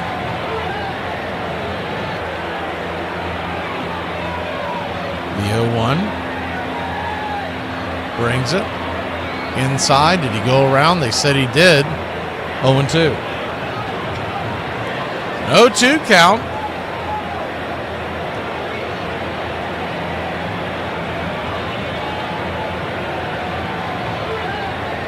Ozzie at first. 1 out. 1 swing could change this game in a hurry. The 0-2. Chops it foul. We'll do it again. Keeping an eye on that Phillies Cardinals game. It's 0-0 in the top of the third. The 0-2 to Smurf, standing on deck is Kelnick. Here's the pitch. Chases one well out of the zone. Slider once again, 2 strikes. That's been his MO all day long, and they haven't picked up on it. 2 down. Gets to those 2 strikes against the right-hander, and he throws the slider off the plate. And it's a tough pitch, but you got to be looking for it, and they're all looking middle in. There's no way to get to that ball. First pitch on the way. Ozzie goes, and the throw is going to be late. And Ozzie Albies steals second, gets into scoring position. Great job by Albie. He had a huge jump.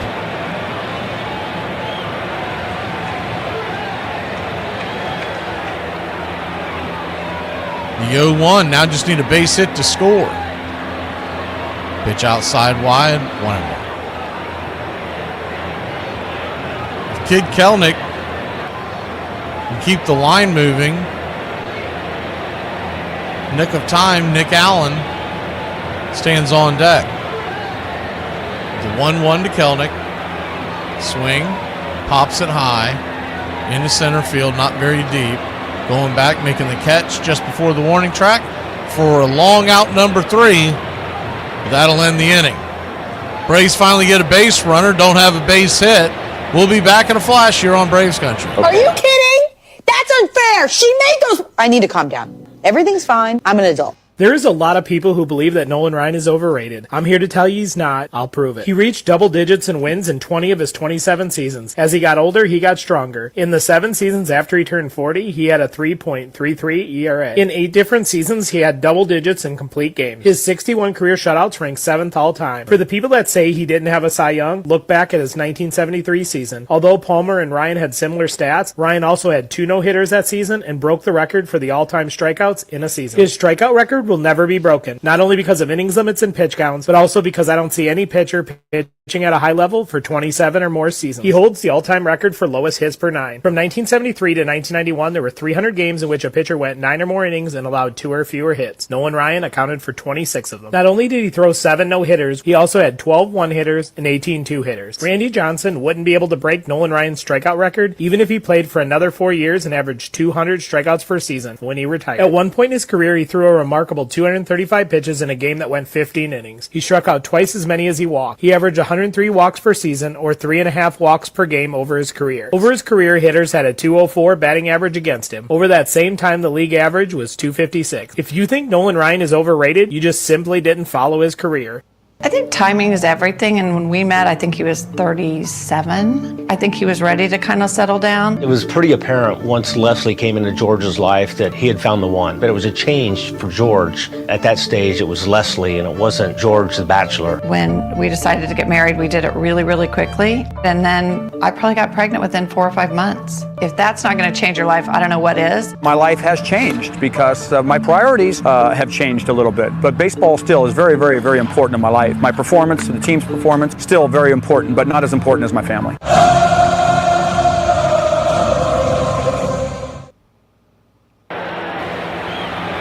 Welcome back. Chris Sale goes back to work. First pitch on the way, 94 up top. Hits the top of the zone, and once again, Tom Hanahan, home plate umpire, misses it. Bad call. It's 1-0. 1-0. Right there, intercut for a strike. I don't know if it's because Hanahan's so short he can't figure out that that's a strike, but I mean that first pitch was right in the box. The 1-1, swing and a miss, 1-2. I guess on this app they're showing that inner box is, I guess, the sweet spot, and then the outer edge is still the strike zone. The 1-2, down and in, 2-2. That slider almost got him in the foot. Sale hunting his 7th strikeout. That was the over/under in Vegas today. We looked it up at break. It was 6.5 over/under -120 for Sale to get that 7th strikeout. The 2-2. Nowhere near the zone, full count. So Diaz trying to work his way aboard, and that would be the 3rd consecutive inning that Sale walks the leadoff man. The first 2 were on 4 pitches apiece. So at least this would be a bit of an improvement, but you got to quit walking the leadoff man. Payoff pitch from Sale. Swing, pops it back foul. Slider on the outer edge. He's missing his spots today. That slider was just off the plate, and Murph was set up inside, well inside.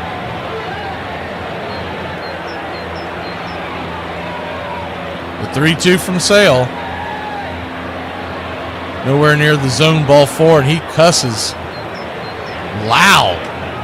Cussing himself a little bit, but I'm sure he's still upset about that first blown call by Hanahan. He's making it about himself. He's pounding his glove, and he's upset with himself. We know Sale's got that fire in him.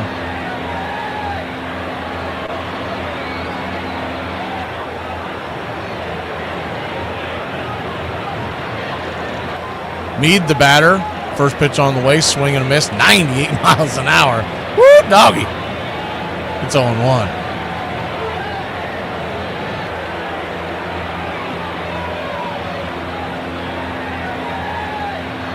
The 0-1. Right there for a strike, 0-2. Of course, the Braves yesterday couldn't get anything going offensively, and then all of a sudden in the 7th, they erupted. Ended up scoring 5 runs in the final 3 innings and left a couple out there on the island. They could have had more. The 0-2 pops out of the glove of Murphy. That pitch was high and out of the zone. It's 1-2. The 1-2 count to Meade. Sale's got to control his anger because he's starting to miss his spots wildly. The 1-2. Down and in, and he hit him. Bails him out on a 1-2 count. Hit him with the slider of all pitches. And he'll head down to first. If you're going to get hit by a Chris Sale pitch, that's the pitch to get hit by. Coming in around 75 miles an hour.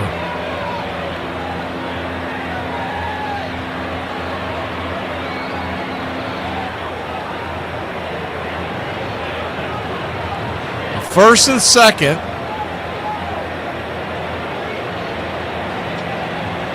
Pitch on the way. Down and away, it's 1-0.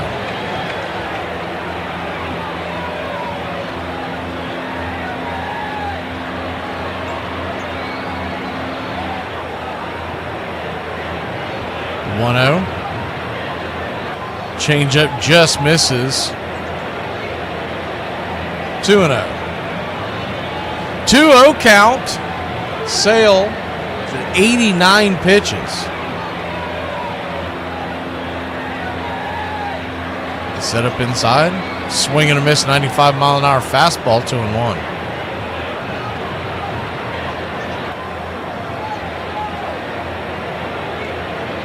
Warming up in the bullpen is Pierce Johnson.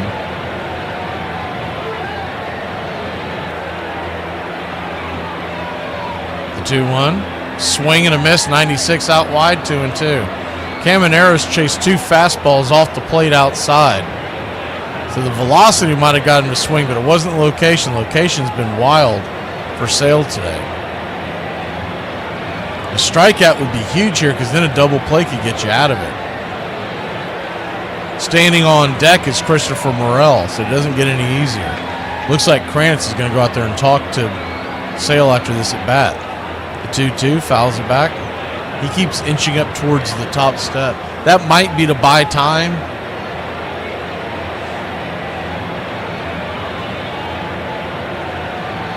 Infield playing pretty honest double play coverage. There's a bit of a big hole on the left side of the infield. The 2-2. Hot looking strike 3. Got him with the slider. 1 away. Froze him. Going with that fastball last several times, and he threw that slider in there, and it just buckled the knees. 1 out, and a double play can get us out of the jam.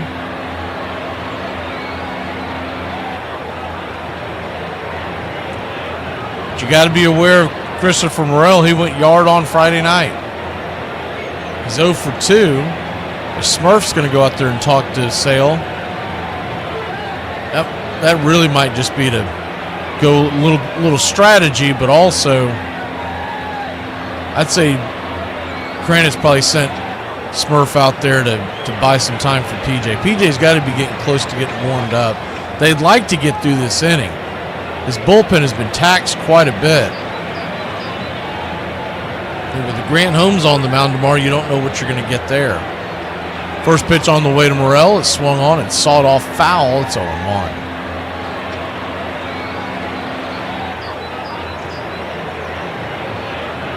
If they go on normal rest, it would be Schwellenbach on Tuesday. He's become our stopper. Our other stopper, Spencer Strider, could be back on Wednesday or Friday. The 0-1. High and out of the zone. 1-1. 1-1 count.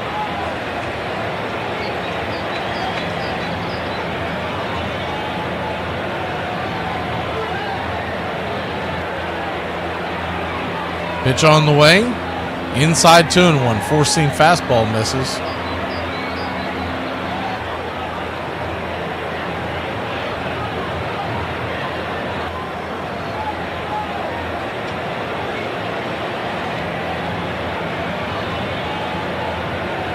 The 2-1. Misses wide of the plate.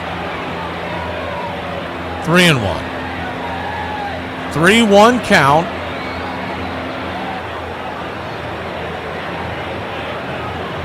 Standing on deck is Caballero. Runners at first and second, just one out. Here's the pitch. Swing fists it towards right field, and that's going to get down for a base hit.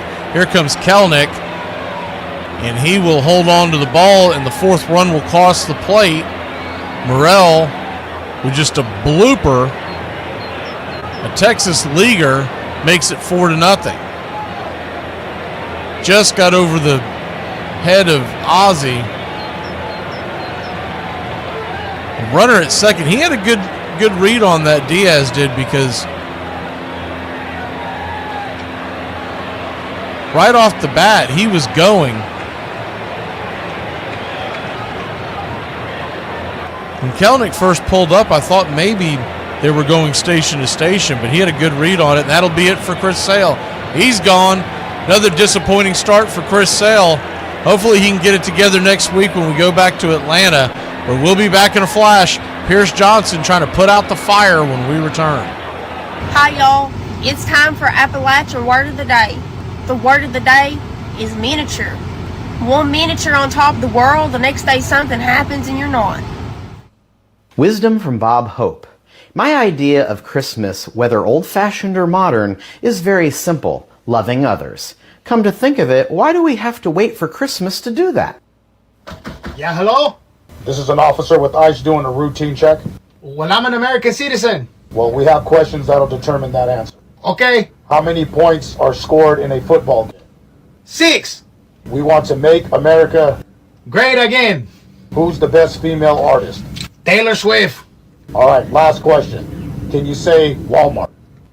Sir, can you say... Yes, I know. Walmart. Y'all are blessed to have me. I don't give a what you talking about. You are blessed to have me. And I'll say it again and again. My little teacher Christmas wish. May you never be too grown up to search the skies on Christmas Eve. In the 1980s, Bob Uecker did the television show Mr. Belvedere, and one of the taping schedules had him in Hollywood during September when Milwaukee, was in a pennant race. And I remember calling him on the phone and telling him what happened in the ball game, and he said, "Gosh, I really wish I was there. You know, it's a great gig that I've got, this TV show, but I really miss the ball games. I really do." And I knew he meant it too. All the Tonight shows and everything, all that stuff that I did, Mr. Belvedere, and I always had to get back to baseball. And not that I didn't like all the stuff that I did, but baseball was always the bottom line. First pitch on the way to Caballero is outside wide for a ball. It's 1-0. Runners at first and second. One out. Ground ball double play would get us out of this jam. 1-0. Right there at the knees. Another blown call by home plate umpire Tom Hanahan. 2-0. Still nothing but crickets from the dugout. The 2-0. Curve ball right there for a strike, 2-1. You almost wonder if this spring training setting has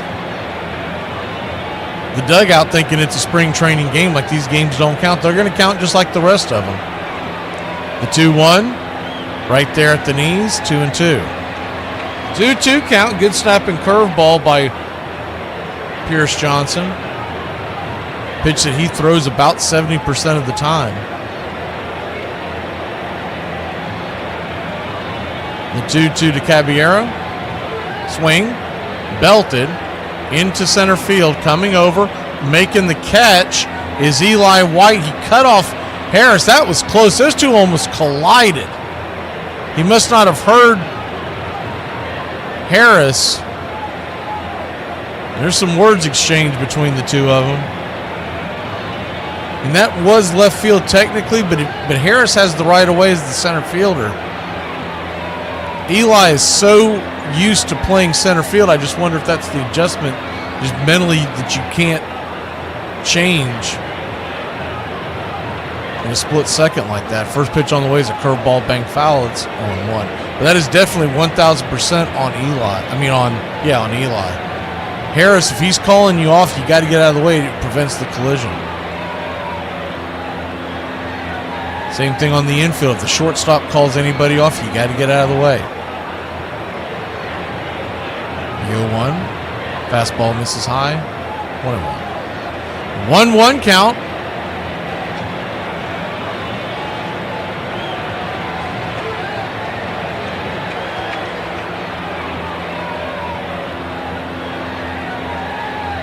Pitcher on the way. Swing. Rattles that curveball foul. 1-2. Got to be careful with Jansen. He clubbed a hanger on Friday night. Batting just 125 for the season, but he's 3 for 6 in the series.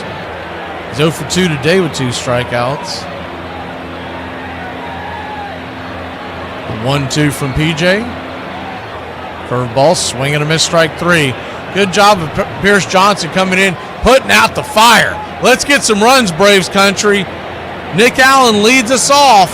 Book of Eli, and then the top of the order.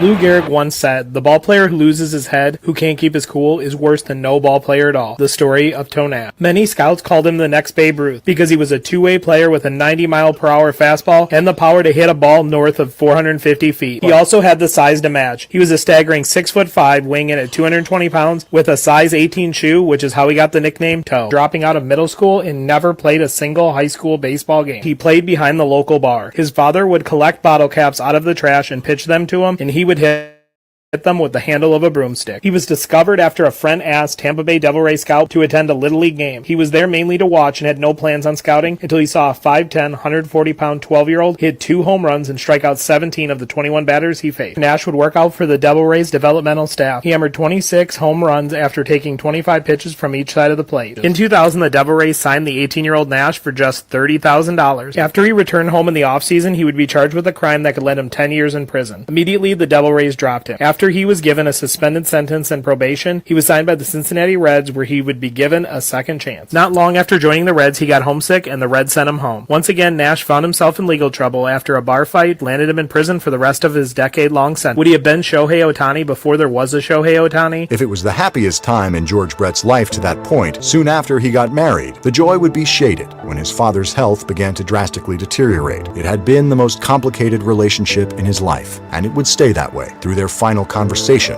before Jack Brett passed away. He asked me that night, "How'd you do yesterday in your game? You got any hits?" And I said, "No, 0 for 4, but I hit a good 3 times. And he said, "That happens." I think I popped up, struck out twice, hitting double play or something. But I didn't even tell him he's on his deathbed, and I lied to him. For his entire career, George Brett's desire to prove himself to his father had been fundamentally connected to his drive for greatness. But even after his dad passed away, there were more mountains ahead.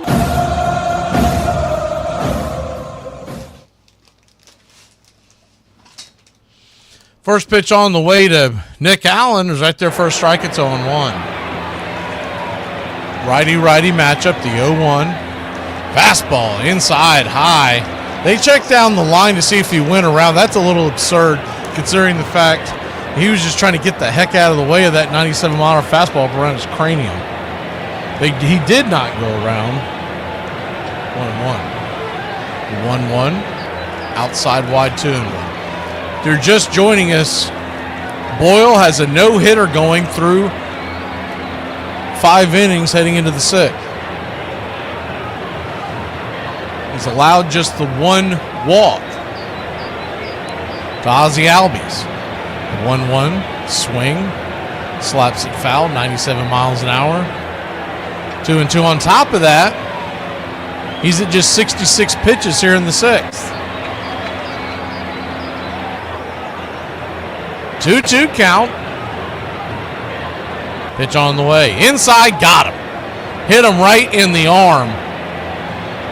He'll be fine, it looks like. Looked like it was the bender, probably a slider. They were setting up outside like he's been doing all game long. The right-handed bats, they get to 2 strikes and they go for the slider on the outer edge, and the Braves have been chasing, but he just lost the grip on that.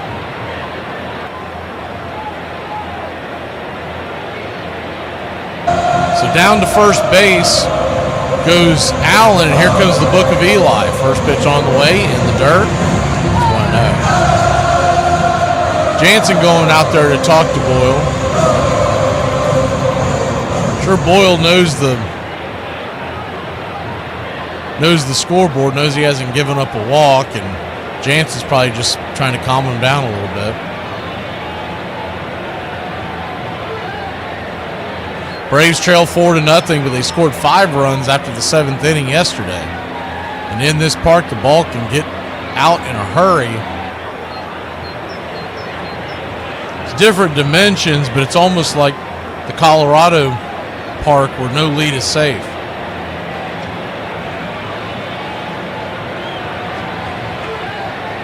So Jansen goes back behind the plate.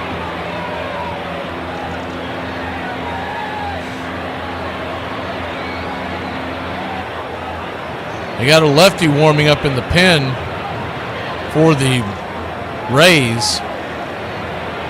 1-0. Outside wide. Allen goes. The throw goes to center field. And Allen's going to head down to from second to third. From first to third. And just in the nick of time, Nick Allen is 90 feet away from the first run for your Atlanta Braves of the ball game. It was a wide pitch, so 96-mile-an-hour fastball called for a ball, and then the throw, I mean, that was nowhere near the bag. The 2-0 to Eli, swing, rips it back foul, 2-1. Standing on deck is Harris, and that'll be the 3rd time through the lineup, so you'll have Harris, Riley, and Ozuna, if they can keep the line going. Infield is back, willing to give up the run, the 2-1. Down below the knees, ball 3, 3-1. If Eli can reach, the tying run would head to the on-deck circle.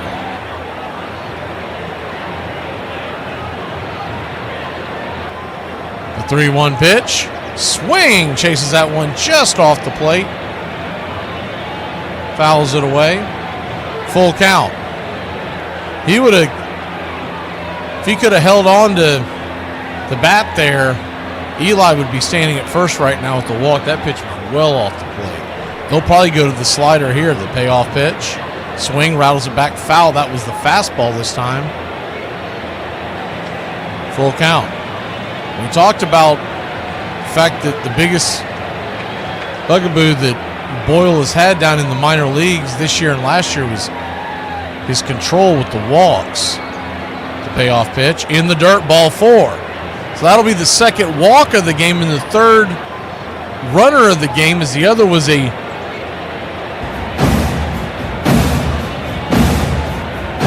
hit by pitch, and we've got runners on the corners, nobody out.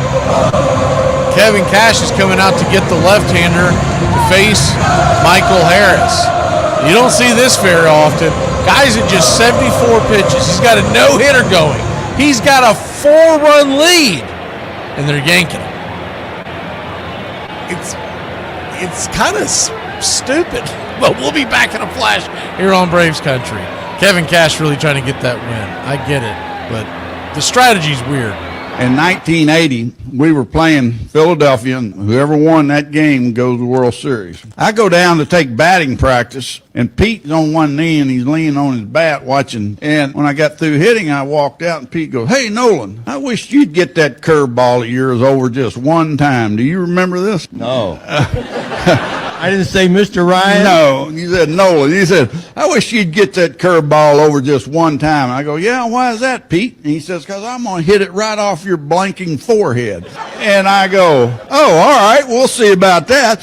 So, we get into the game, and the first 2 times up, I don't throw him any curveballs. Third time up, throw him fastball in, throw him fastball away, counts 1-1. I think, now's my chance. Well, I throw my curveball, and when it leaves my hand, I know it's a good pitch. It was a pitch I wanted to throw. But I see Pete's eyes light up, and he hits the most vicious line drive that would have hit me in the face if I hadn't got my glove up. And he's running to first base, pointing at me.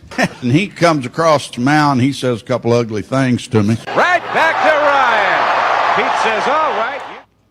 The countdown for George Brett to the 3,000 mark. And just as much desire to climb them. I'm 4 hits away. We have a 4-game series in Anaheim. I go to the ballpark that day, and I'm trying to swing, and I can't. Tuesday, get there, taking dry swings.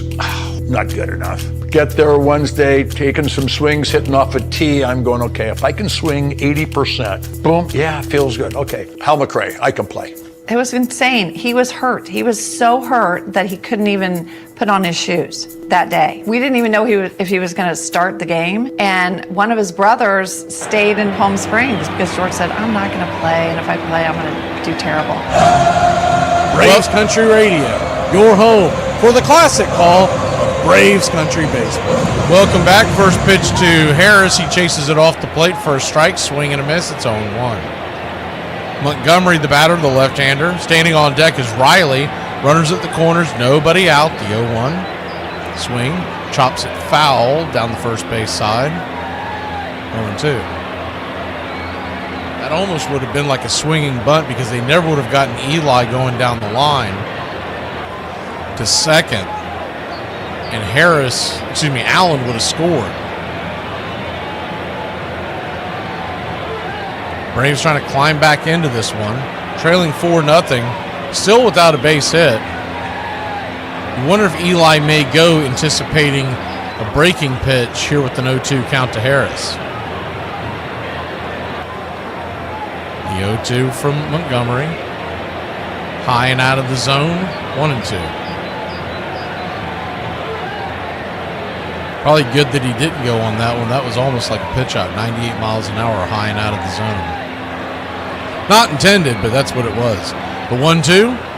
There's the slider. Dribbles it over towards second. He's going to turn around and flip it to short, and Harris is going to be safe. But the Braves, though we haven't gotten a hit yet, we've got our first run. RBI, fielder's choice.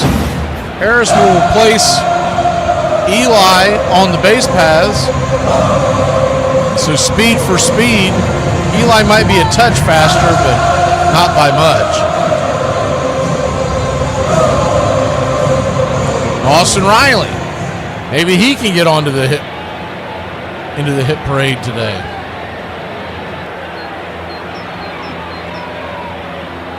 I don't know if they're reviewing it or not. They're taking another look on the replay. He definitely beat it.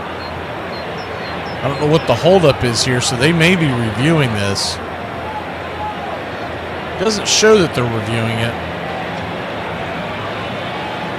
They sure are taking a while.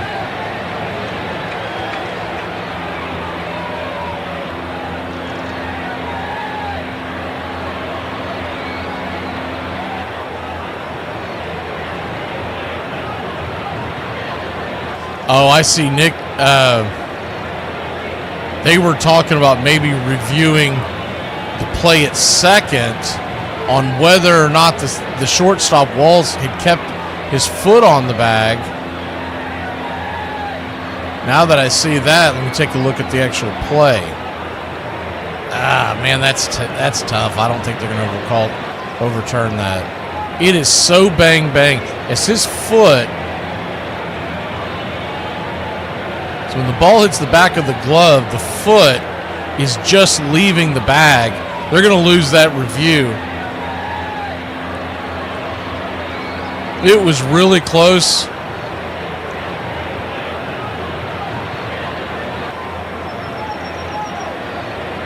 And I just, A, there's not enough there to overturn it. B, I think he might have actually, just as the ball hit his glove, the foot was coming off the bag. And it's too minute to overturn that. So runner at first, one out. Braves have scored, but they've yet to get the base hit. Riley looking for a first base hit. I'll take 5 runs if they want to no-hit us and we walk out of here 5-4 winners. First pitch on the way to Riley. He swings at the slider nowhere near the zone, down and in. It's 0-1.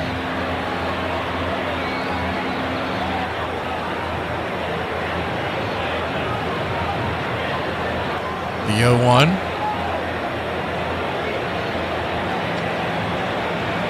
Montgomery brings it. Swing and miss. Riley's nowhere near that slider. It's 0-2. If you're Montgomery, I don't know why you throw anything else. I don't know if he's not picking it up or what, but he is a day late and a dollar short over at the 0-2 in the dirt. That ball kicks off the catcher's chest protector, but Jansen will keep it in front of him and Harris will stay put. Marcell Ozuna stands on deck. Trailing by 3, you wonder if Harris would be willing to go or just view it as way too dicey. If you get thrown out, you could be killing a rally here. The 1-2 from Montgomery. His 8th pitch of the afternoon. Here's the pitch. Swing. Rattles it foul. We'll do it again. So they go back to a fastball, maybe just to try to give a change of pace to Riley. They'll probably dial that slider down in again. He is taking 2 hacks at that, nowhere near the zone. The third one just didn't hit the plate. The 1-2 swing, rips it, but way out in front of it. We'll do it again. So now he's starting to pick up on it. Riley might be starting to time that up. That's pretty much his 2-pitch mix, Montgomery. He's got a high 90s fastball and that slider that dives down in. It's like a really sharp curve to right-handers. He's going to flip it over to first to keep Harris close by. Good news at the Arch. St. Louis leads Philly 2-0. They're heading to the 5th there. The 1-2. Runner goes. Pitch on the way. Well, I'm going to have to see what happened because I guess Riley was struck out. The camera view, poor job by FanDuel. The camera view stayed on the first base side. Let's see, here it is. Riley struck out on a 99-mile-an-hour fastball is what happened. And Harris does steal the base, so he is in scoring position.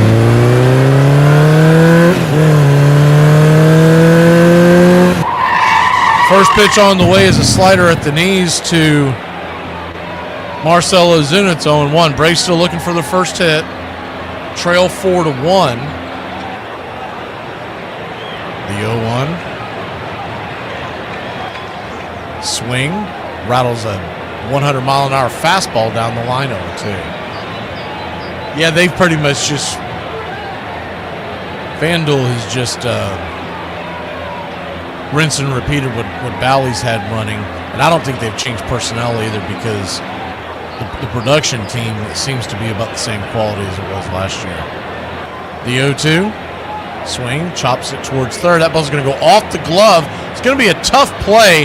No way will Ozuna busting it down the line, but he runs so slow, and he's gingerly going down the line. He's going to be safe. So I'd say that's probably the first hit of the game. If they rule it a hit, it went off the glove of the third baseman. A lot of times they'll rule that an error until someone else gets a base hit. Man, is Ozuna slow. Even I could have waddled down to first faster than that. I thought he'd pulled his hamstring. He was running so slow. So they have not given that a base hit. They gave it an error. I don't know about, well, okay, maybe. I'll give it the benefit of the doubt. First pitch on the way to Olsen is right there for a ball. It's on 1-0. The 1-0. Swing lifted into left field. Going back on the track and hit off the wall. That'll be 1 run. Ozuna is going to be, is he safe or is he out at third? That's a close play. Remember, we don't have any way to challenge it. It's 4-2 Atlanta. The Ice House comes through with the base hit. This is not watered down. This is Ice House. Close play. Ice House. Smooth as it gets.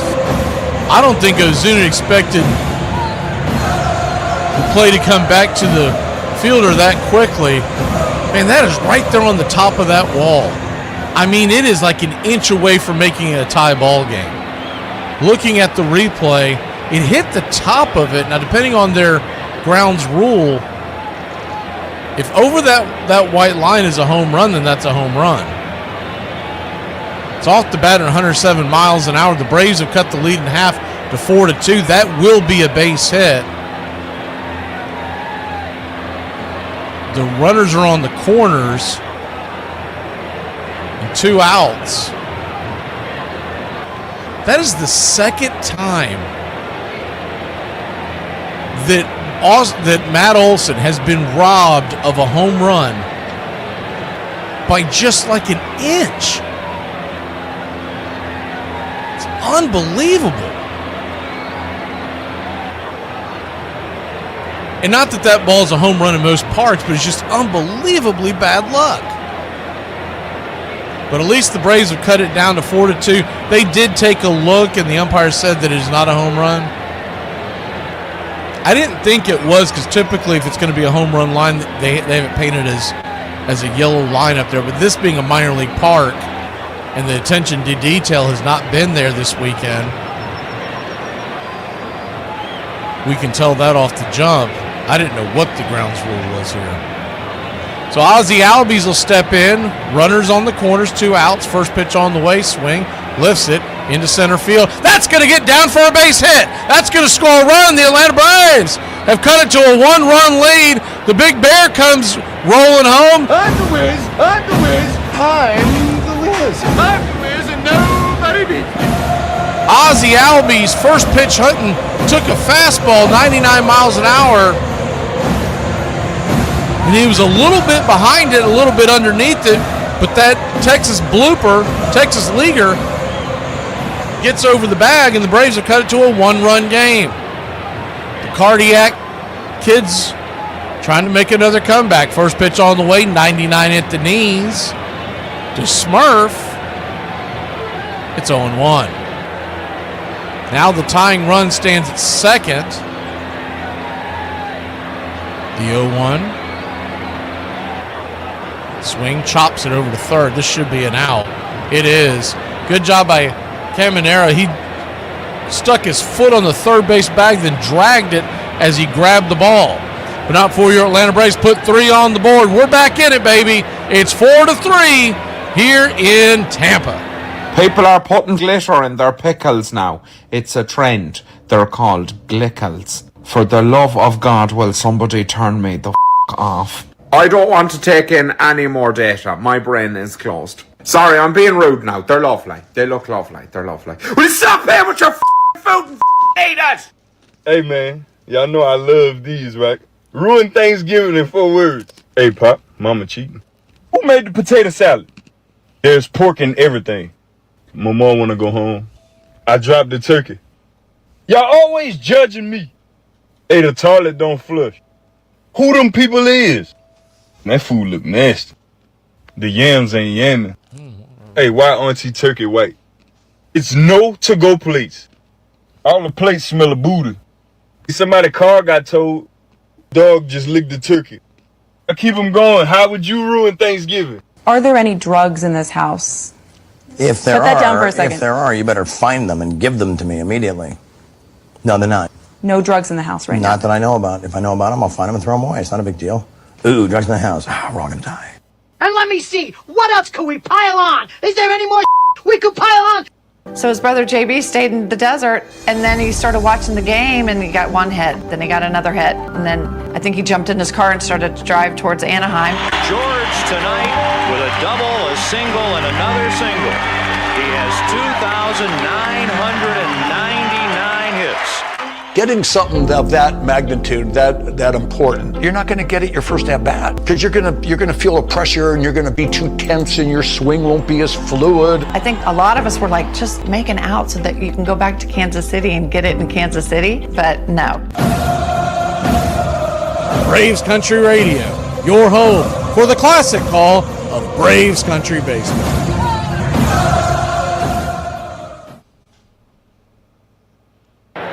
See how far this goes. Pierce Johnson's going back out there for another inning of work. He's at 10. This will be his 10th pitch, I should say. First pitch on the way is a curveball right there at the knees. It's 1. Montez, the batter. Then you've got Mangum and Walls, the 7, 8, 9 batters of the order. The 0-1 right there at the knees. 0-2. We're here in the bottom of the 6th. It's 4-3. If you're just joining us, the Braves have come screaming back after down 4-0 and being no hit to score 3 runs in the 6th inning.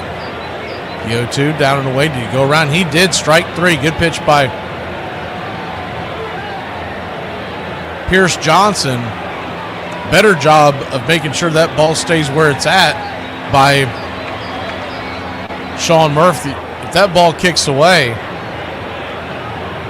Montez has pretty decent speed. He might have been able to gallop down to first.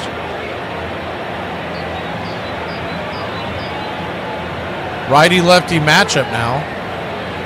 Mangum, the batter, first pitch on the way. Swings at the very first pitch he sees.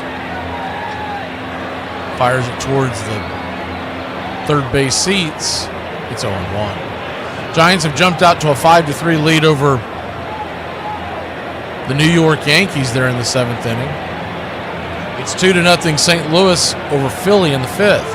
The 0-1 swung on, chops it over in through the middle, in between the infield, past Ozzie Albies, who was playing Mangum to pull to the right side, and that ball was just to the right of the second base bag. He had no chance where they had him positioned. Hard hit worm burner that went right through the infield.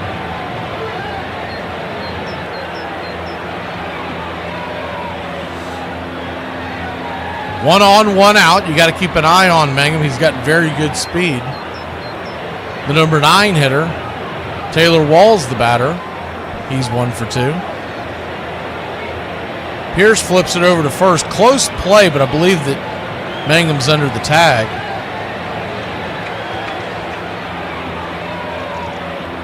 Same 2 teams back at it. This team is back at it tomorrow night against Toronto. In Toronto, runner goes. Pitch on the way. That is a high curveball that did not curve.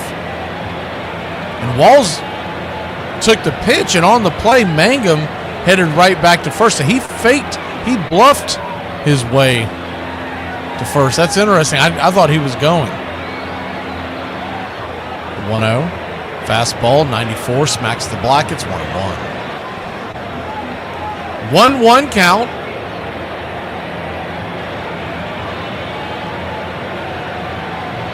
Taylor Walls batting 194. He's 1 for 2 on the day. A single in the second. 1-1. Runner goes. Throw down to second will be not in time. And it's a stolen base for the Rays. And an insurance run into scoring position.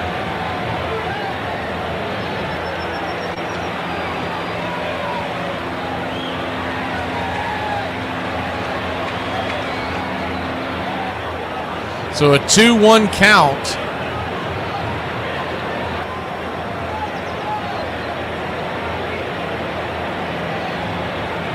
Pierce Johnson looking over his right shoulder, kicks and fires. Curveball right there on the outer edge, 2-2. Good pitch. Standing on deck is the number 1 hitter, the leadoff hitter, Diaz. Meade is in the hole. The 2-2. Curveball, nowhere near the zone. Full count.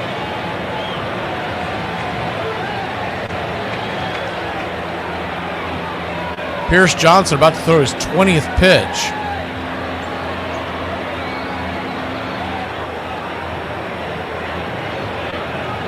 The 2-2 from PJ. Curveball. Slap foul. Out of play.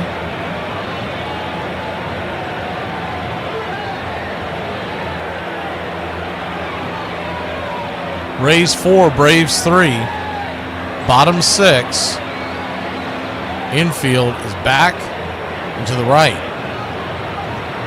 Payoff pitch. Fastball nowhere near the zone. Ball 4. You got to keep an eye on those runners too, because they've got speed on the pads. They could try a double steal here. Pierce Johnson and his curveball, a lot of teams like to take advantage of that. The only thing that really makes him a difficult play in the late innings is because he lives and breathes with that curveball. It really opens up the running game for the opposing team. Diaz, who's 1 for 2. The leadoff hitter for the Rays. First pitch on the way. Cutter nowhere inside, nowhere near inside. It's 1-0.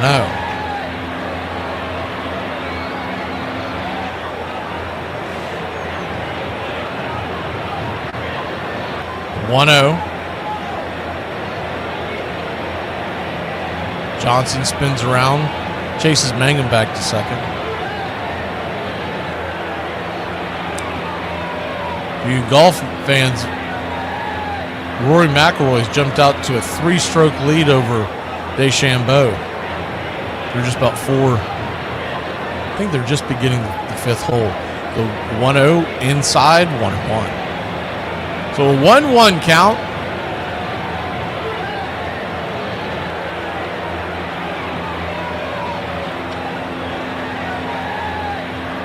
PJ brings it. Curveball. Swing. Just got a piece of it. 1-2. He's trying to annihilate that curveball. He's going to have to get that ball down. If he keeps hanging that curveball, that wind is blowing dead red to center field. And I'm guessing it's around 15 miles an hour. It is blowing hard right now. The 1-2. Steps out of the box. Not sure what that was about. And they're saying PJ took too much time. It's going to be an automatic ball. Not really. Doesn't really matter because he wasn't anywhere near the zone there. So a 2-2 count. The fact that the batter disengaged like that and backed out of there, I don't know what that is. The 2-2 is slap foul, curveball. You would think that would be some kind of violation as well, the way they had the rules stated.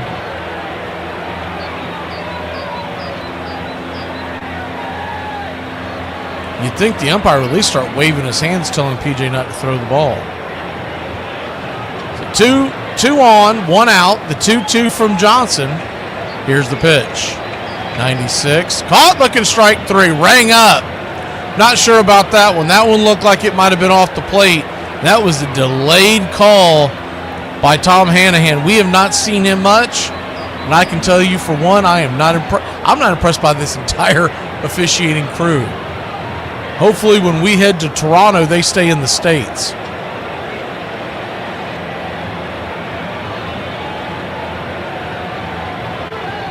Diaz said something to home plate umpire. Hanahan, not sure. You're not allowed to say much, but you wonder what he did say. Here comes Snicker to make the pitching change. We'll be back in a flash here on Braves Country. The Braves trail by only 1 now. 2 outs in the 6th. Let's keep them where we're at. We got the middle of the order due up in the 7th.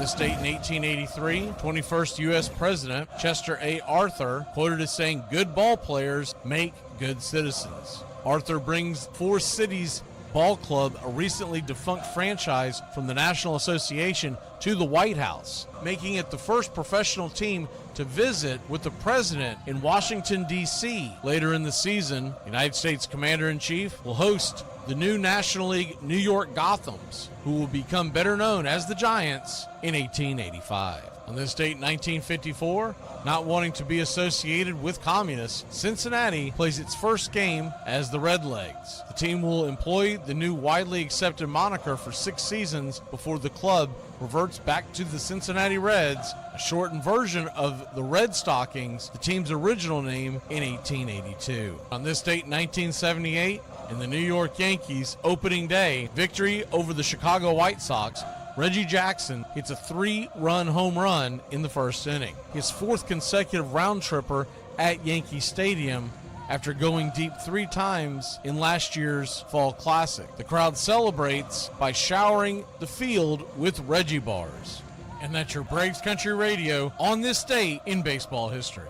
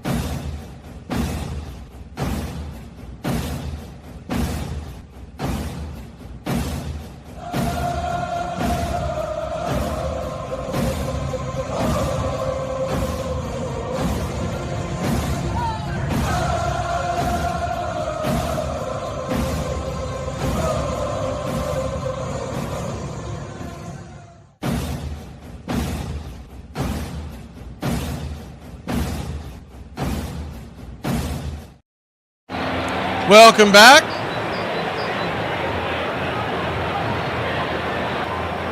De Los Santos will come in, the right-hander. I think he's got a problem with his pitch comp, so we'll have to wait on that. He's got a 1.11 whip so far this season and a 1.42 ERA.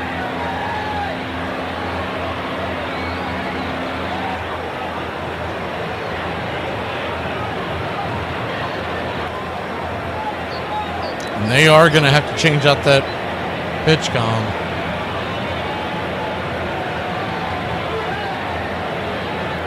So while they work on that, Orioles lead the Blue Jays 6-3.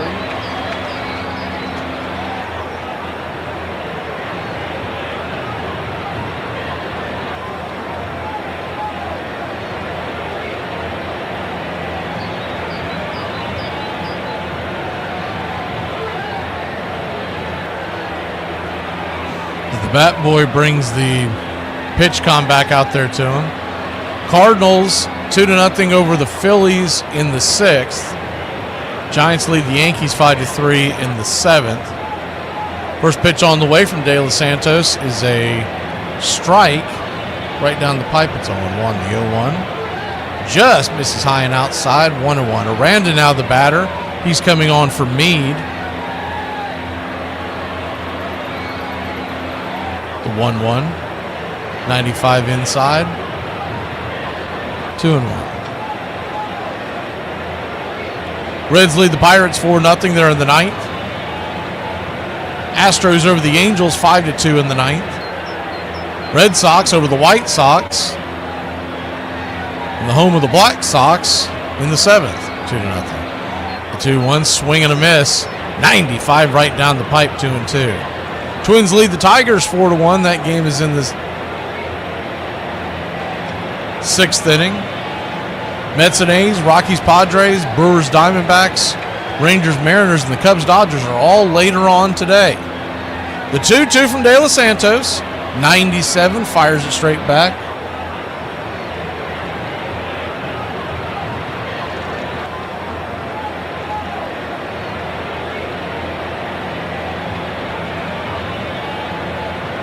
Braves trail 4-3.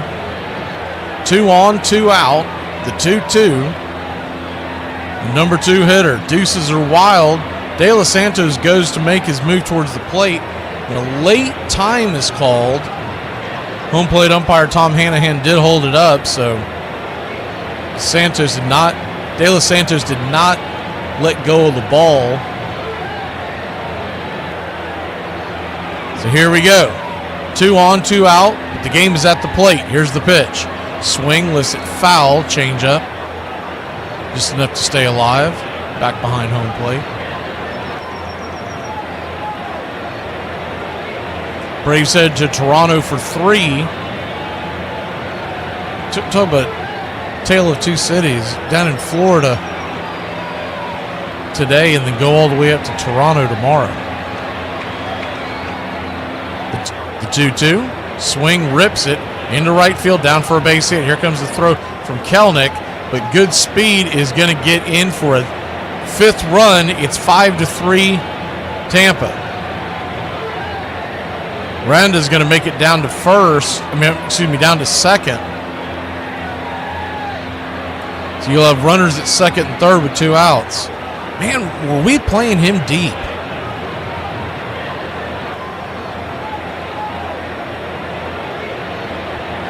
I mean, Kelenic is playing. They had him playing just before the warning track there. If he's in to standard deep position, he's going to make that catch.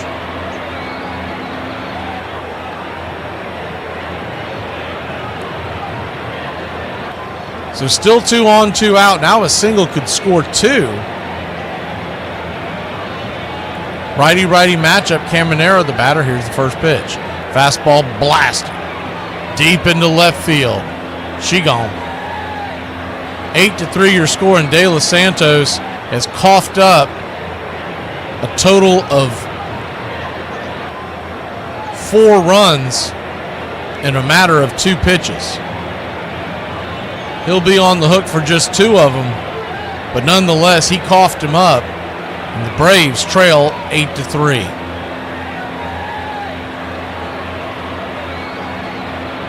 That pitch was right down Main Street. I mean, good night, Irene. De Los Santos was expected to be the guy that is more of a long man in the pen, and he was a dangerous go-to in this situation. Still a lot of baseball left, and the ball's flying out now, so it's far from over, but that really resets the deck. First pitch on the way is a slider. Down and away, it's 1-0. 1-0.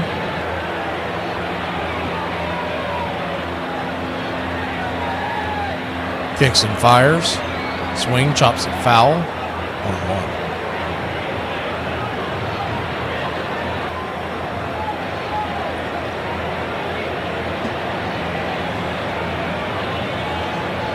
One count, bottom of the 6th. Braves trail by 5 now. Pitch on the way, chops it foul off his in step, 1-2.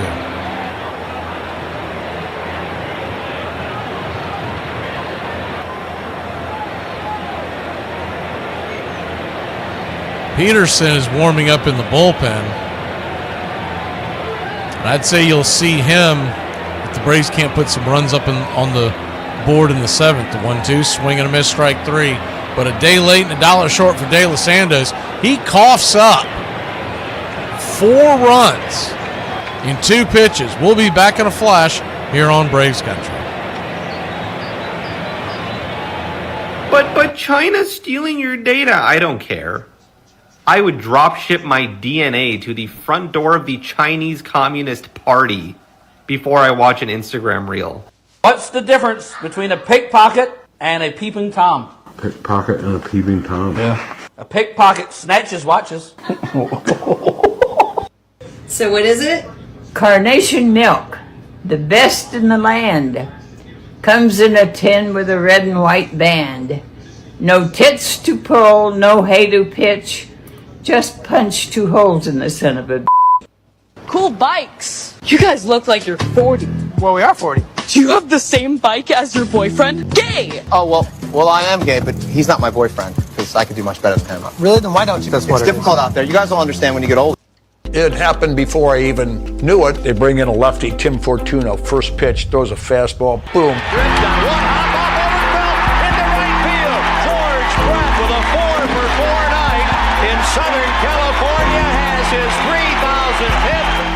It was crazy. Like, he went 4 for 4, and it was just insane. It was kind of a surreal experience. I saw him walk in the on-deck circle, and I started crying because I knew he was going to do it. What a moment of baseball history here at Anaheim Stadium. Another cool thing, my brother Ken was in the booth, and he got the call. Mobbed by his teammates here at Anaheim Stadium. And for you, Ken Brett, I know it's a thrill to see your little brother get it. Well, I tell you what, I couldn't be prouder, I couldn't be happier. I remember a comment that he made. I know one thing, I think I'm going to get home a little bit late tonight. And we did. Party time. Hey, I could have done it without you.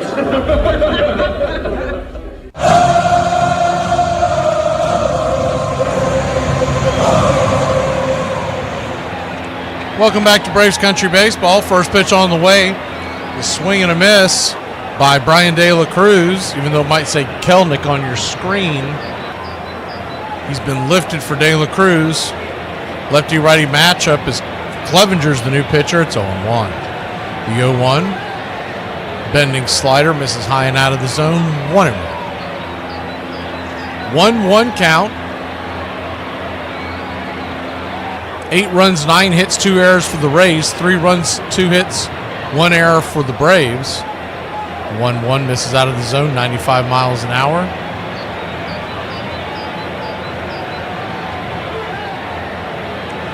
So 2-1 count. He's gone sinker, slider, sinker. Those are the 2 pitches you'll really see him lean on, but he does have a 4-seam and a 2-seam. 2-1, fouls it back, 2-2. De La Cruz, Nick Allen, and Eli White due up here in the top of the 7th inning. The 2-2, high and out of the zone. 3-2. 3-2 count.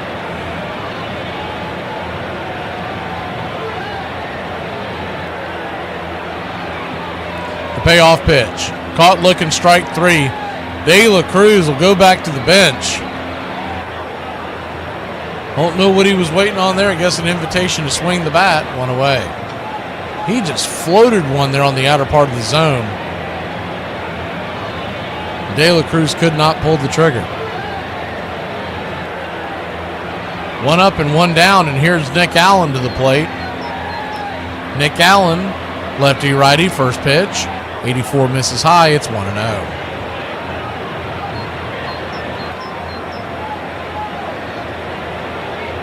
Allen reached on a hit by pitch and scored his last time up. He's batting .333 on the year, the 1-0. Slider at the knees. 1-1.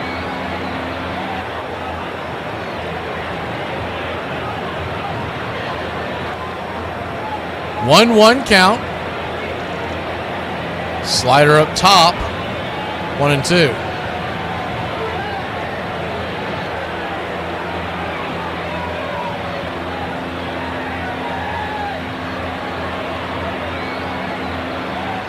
The 1-2 to Nick.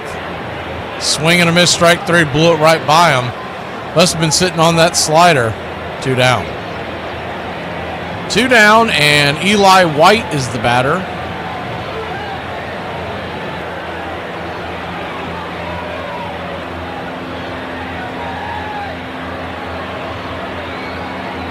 Infield back and to the left. Wind still whipping out to center field, to dead center. First pitch on the way to Eli is 95 at the knees. It's 0-1. It won't take much to get the ball out of here. If you can get it up into that jet stream, it's going to go. Wind has really picked up here the last couple innings. The 0-1. Down and in. 1-1. Be good to get out of this bandbox and back to regular baseball when the Braves take on Toronto the next 3 days. 1-1. Down and in. Did he go? He did. 1-2. You have Grant Holmes and Schwellenbach, and then possibly Spencer Strider for Wednesday, though they may push it back until they return home to Minnesota, giving them a couple extra days rest. The 1-2. Swing and a miss, strike 3. And Clevenger is not known as a great reliever, but he just ate up the bottom of the order. We'll be back in a flash here on Braves Country. So I used to date this guy. And he's... Oh, I don't think I'm ready to talk about that yet. Most Americans don't realize the fight it took to secure our Bill of Rights. Virginia Governor Patrick Henry, a staunch anti-federalist, opposed the Constitution, fearing it gave the federal government too much power over the states and lacked protections for individual liberties. To win over skeptics, James Madison promised to propose a Bill of Rights if the Constitution was ratified. Madison won. Undeterred, Henry then gerrymandered Madison's district to block him from being elected to the first Congress and persuaded Madison's protege James Monroe to run against him. Again, Madison triumphed and kept his promise, drafting a list of 20 amendments. He pared this down to 17 the House approved. The Senate reduced the list further to 12, which were sent to the states for ratification. On this day in history, December 15th, 10 of those amendments became part of the Constitution when Virginia became the 11th state to ratify them in 1791, our Bill of Rights. Remarkably, one of the 2 amendments that didn't pass at the time, on congressional pay, was finally ratified almost 200 years later, becoming the 27th Amendment in 1992. Here's the newest member of baseball's 3,000 hit club.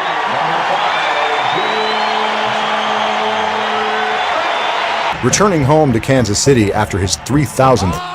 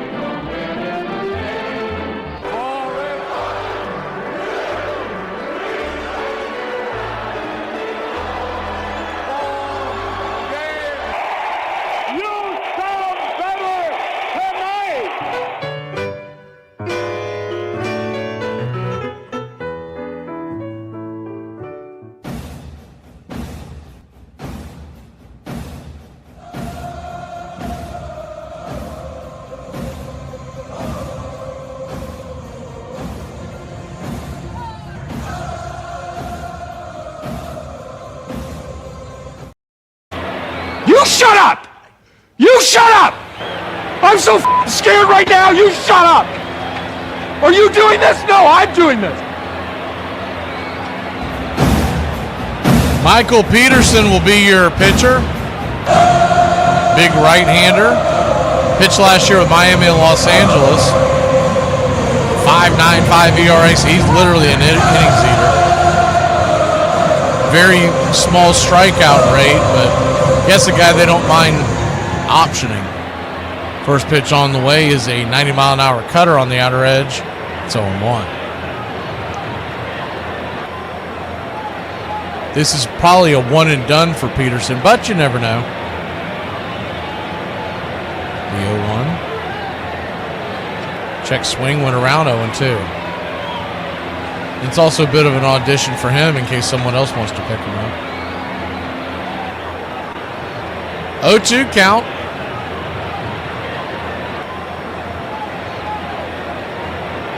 Peterson delivers. High and out of the zone, 97 miles an hour, misses. 1-2.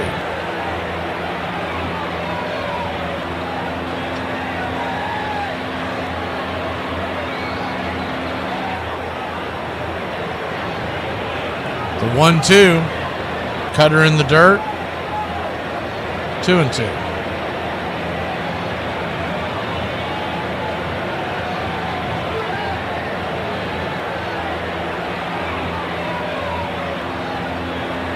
2-2 from the big right-hander. Kicks and fires.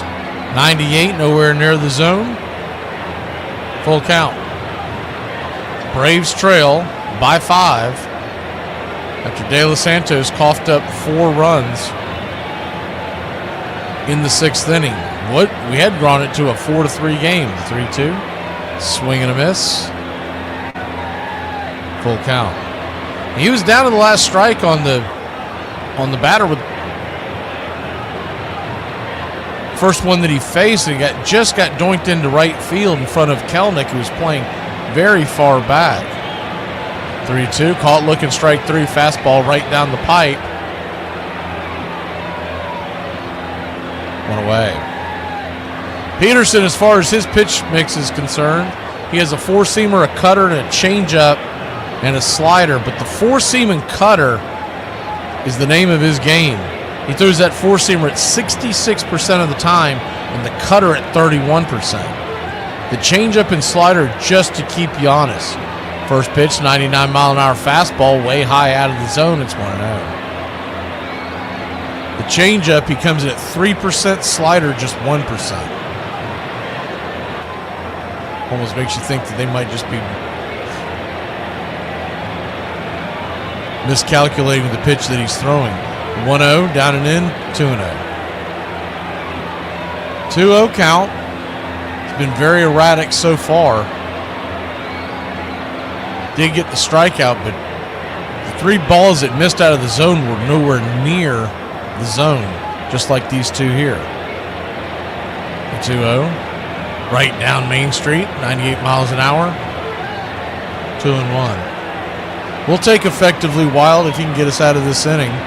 Head us to the 8th with a chance to chip away at the lead. The top of the order will be due up for your Atlanta Braves. 2-1 pitch, fists it back foul, 2-2.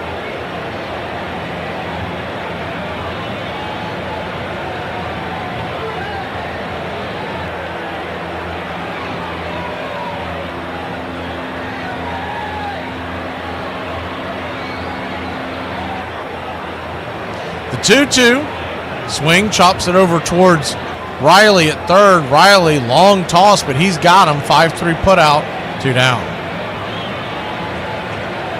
Aberg is making a charge in the Masters. He's now 4 back, DeChambeau 3 back. Rory is your leader, 12 under through 6 holes. This is lining up where this game will end. Like we said before, right around the back 9. First pitch on the way to Montez is hammered over to third, but Riley backhands it, fires it over to Olsen, and Olsen does him one better. He backhands it, and that'll end the inning. 3 up, 3 down. Wasn't an impressive inning, but it was effective by Peterson. Round of applause. Not sure if we'll see him again, but a good job here in Braves country. What are you doing? Excuse me? Are you really drinking a beer before work? You damn right I'm having a beer. What? Have you been to that job? No. Have you dealt with them idiots all day? No. Let me do me. Thank you. There have been some really bad teams throughout baseball history, but the 1995 Yonkers Hoot Owls might be the worst. Their home games were played at Fleming Field. The infield was all dirt with lights so low that most fielders couldn't see a pop-up. Instead of dugouts, they had cage-link fences which provided no shade, making hot summer games almost unbearable. With no scoreboard, a dry erase board was hung on the outfield fence and operated by an intern. For batting practice, they stacked a garbage can on top of 2 others instead of an L screen. In order to get from one game to another, they used an unstable school bus with no air conditioning. Their roster was mostly comprised of local players. Every homestand, they would send out a new right fielder. After their first 28 games, they were 6-22. By the end of the season, they were 14-54. There were few wins that season, and even less people in the stands to witness any of them. In their last game of the season, they went out on a high, beating the Nighthawks 11-7, despite giving up 4 runs in the bottom of the ninth. When you combine this not-so-good team with its even worse field, you have the combination worthy of one of baseball's worst teams. You would think that I had 1 year left on my contract. Can you just get 3,000 hits? And now the guy wants you to retire? Now, they had a love-hate relationship, but how dare he say that to him? I think Mr. Kaufman was great to George, but that night, for whatever reason, he said that to George. I said, you know what? I'm playing just to piss him off. He might have been turning 40, but George Brett with a chip on his shoulder was still George Brett. George Brett continues to tear apart American League pitching. Why are you getting so whipped up about something as unimportant as hair? It's more important than you might think. You let him get away with that haircut. Next thing he wants is earrings. Earrings turn to tattoos. Tattoos turn to crime. Crime turns to jail. And another bad haircut.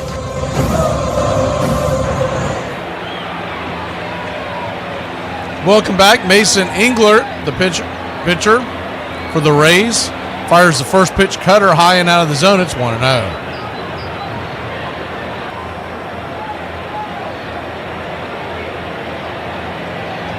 The 1-0. Down right there at the knees, cutter, 1-1. Englert, the right-hander. He'll face Harris, Riley, and Ozuna. The 1-1 Baltimore chopper high in the sky. Harris was slow getting out of the box. By the time he got going, he's going to be an easy 1-3 put out here in the 8th.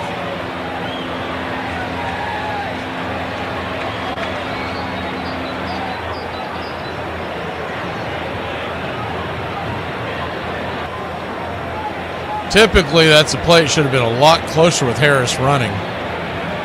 He was very slow getting out of the box.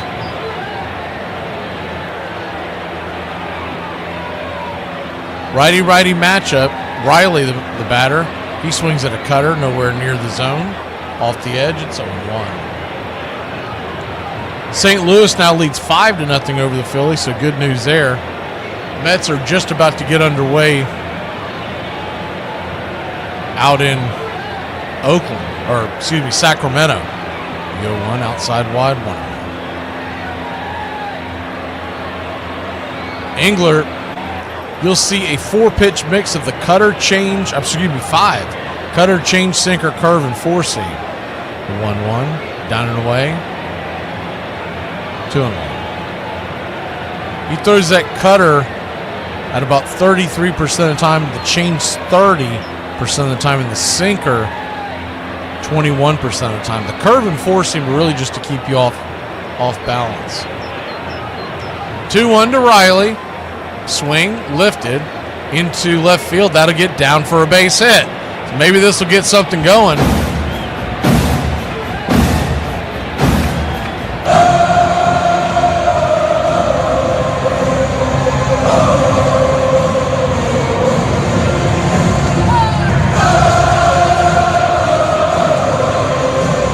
Marcell Ozuna will come to the plate. 3 more bloops and a blast, and we're back in. And nope, it's going to be Fairchild, and that is not a good sign. I told you earlier that Ozuna looked like that he had been gingerly running down the line.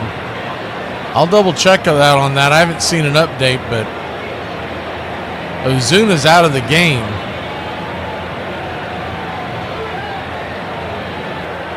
There hasn't been an update yet, but we will keep an eye on it. It could just be precautionary.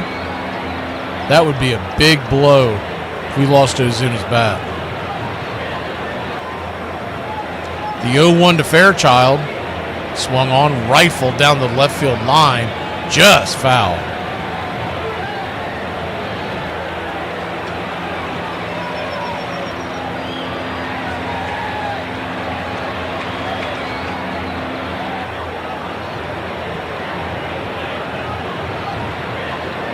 Braves trail 8-3.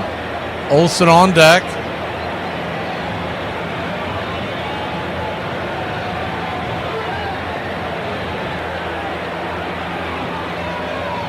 The 0-2. Chase that one down and away. Swing and a miss. Strike 3.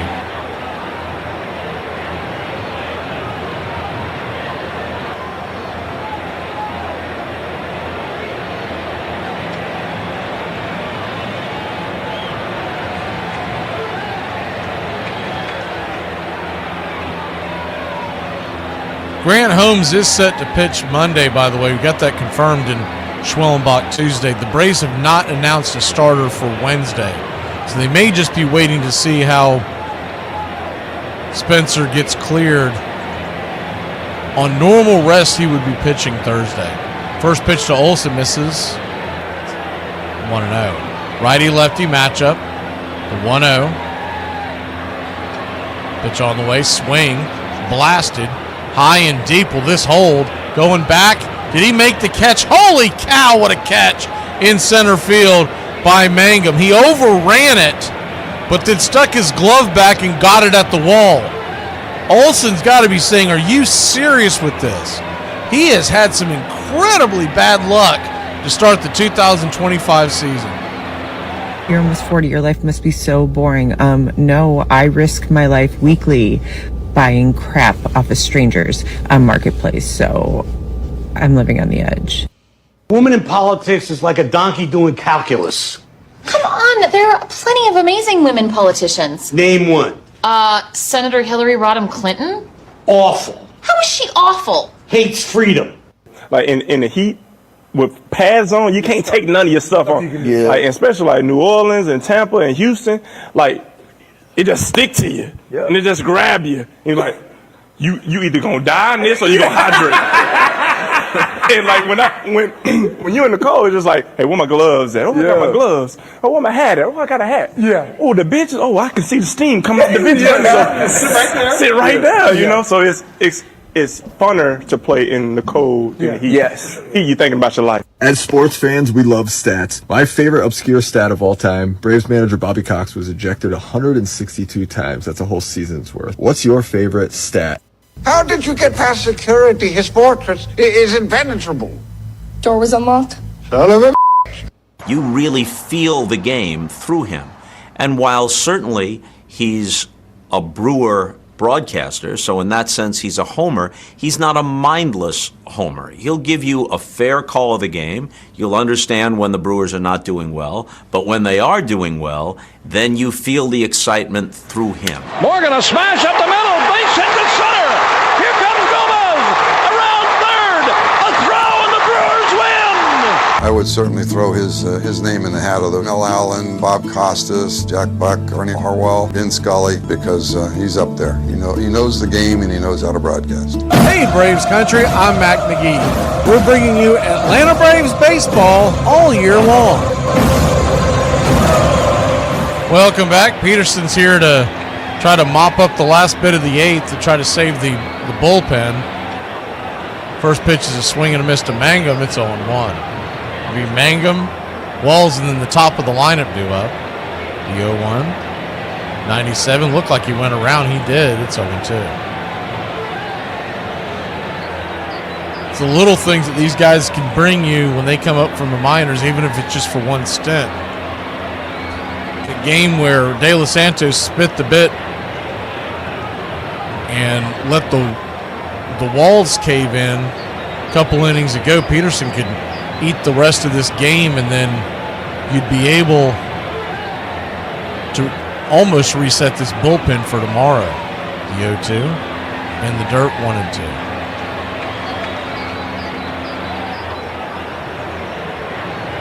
One-two count. 162 splinters heard pushing buttons. Righty-lefty matchup. Pitch on the way. Fastball, rattled back foul.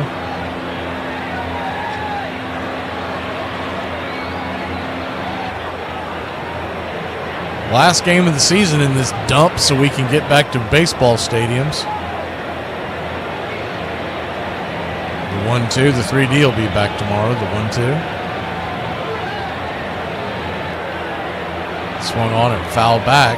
Do it again. It would be a cool stadium to go see a game, though. I'm not going to lie. It's a cool little atmosphere that they have there. I don't know if it's a long-term solution to put butts in the seats in Tampa, but you could definitely do it at the beginning of the season. When you get in the middle of the summer, you probably have to have an air-conditioned facility. It's so hot, and the constant threat of rain coming off the Gulf Coast would probably just annihilate your schedule.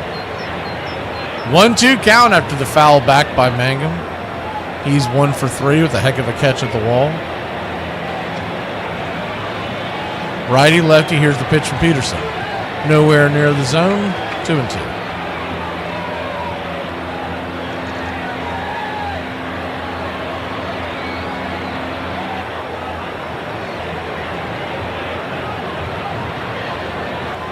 Two count. Yeah, I don't know if I'm buying that Profar story you're telling me, Grateful, because remember he was working out with Tatis's dad. The 2-2, swatted foul. That's a long story right there.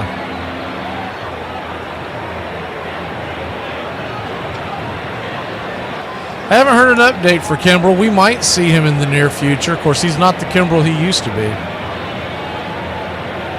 The 2-2, swatted foul. You haven't followed his career, which I'm sure a lot of people haven't, but he has been north of the 5 ERA for the last few seasons.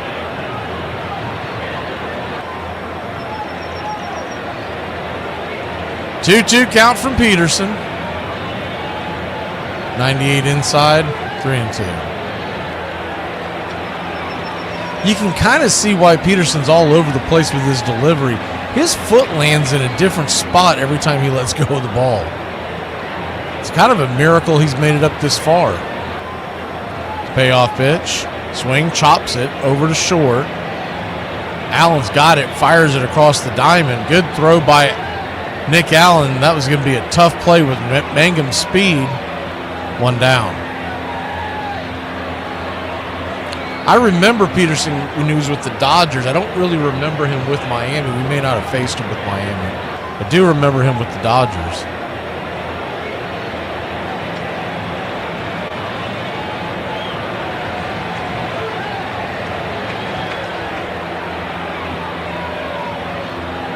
First pitch on the way is down and in, 4-seam fastball. It's 1-0. Southern guy, we are, the plan is to have every game here on Braves Country Radio.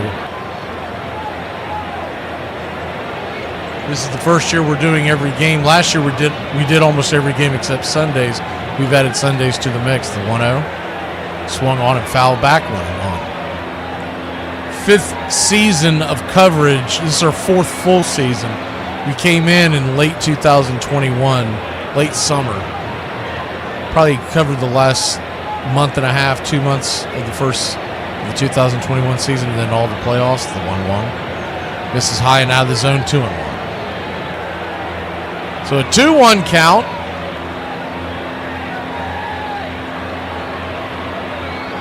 Walls, who's 1 for 2 with a single, a walk, and a run.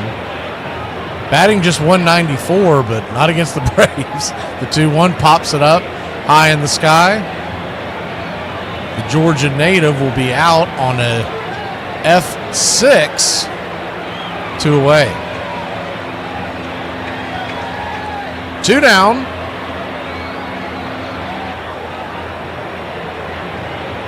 We're trying to get another level set up, by the way. We're seeing if it gets approved and whatnot. We want to see if it can be done the way we want it to be done. We should find out if the approval comes through in the next day or so. But as of right now, the Country Club $2.99 helps support the channel, as the first pitch on the way is a fastball outside. It's 1-0. I think I've only done it once, but we're going to start putting the Cash App up there too for folks who don't want to do that and they just want to donate to the channel. It's the 1-0, inside 2-0. We start trying to remember to do that this coming week. We're going to pin it at the top. No pressure, just if you want to donate to the channel. The 2-0, kicks and fires. Swing, fouls it back. 2-1. The idea is that the second level is going to be the 755. I forget what we named it, but it's got something to do with Hank Aaron 755, and it's going to be like a golden badge, but we don't know if they'll approve the badge until we find out if they approve the level. The 2-1, swing and a miss. Check swing, 2-2. I should know more about that the next day or so. If not, then we'll just delete that. the level, because that was the whole point of it. 2-2 count. Here's the pitch. Swing, chops it over towards Riley. Riley's going to have to hurry. Charges it, fires it across the diamond. He got him. I'll tell you what, Peterson may not be heading to the Hall of Fame, but he ate 2 important innings in a season where the Braves bullpen has been tattered and battered. We'll be back in a flash here on Braves Country. If the weather's like this and you don't have a reason to go anywhere, stay off the road so that people like me can make it to town safely to go get more beer. And it's a typical Rose reaction from the crowd as Pete comes to the plate. They know he's poison. He has been troublesome for so many people for so many years in this game of baseball. Nolan Ryan pulls his cap down, and the right-hander from Alvin, Texas is ready to pitch a big game in his career. Full count to Rose. Got it. I don't know why I'm still alive. Everybody passed away and I'm still around. They're decaying and I'm slaying. I win. I'm the best. But as his 21st big league season went on, as much as the numbers were still there, he could feel the desire start to wane. I led the team in home runs and RBIs and thought I wasn't a good player. I hit .268, the lowest I think I've hit in the big leagues. He was still the best player on our team. It just wasn't the George Brett that George Brett wanted to be. It was hard to go to the ballpark. And that's when I knew it was time to retire. I just knew. I said, I don't get goosebumps anymore when I do something good. I don't get mad if the team loses and I do something bad. I'm just like a guy that's collecting a paycheck. And I always believe that the game deserves more than that from its players. In order for George to be George Brett, he had to be the first one there. He had to take batting practice until his hands bled. That's what made him George Brett. And there comes a moment when you're like, I don't want to be that person anymore. Like, this is it. I've done it. I've had my career. I've had my success. And now it's time for whatever comes next.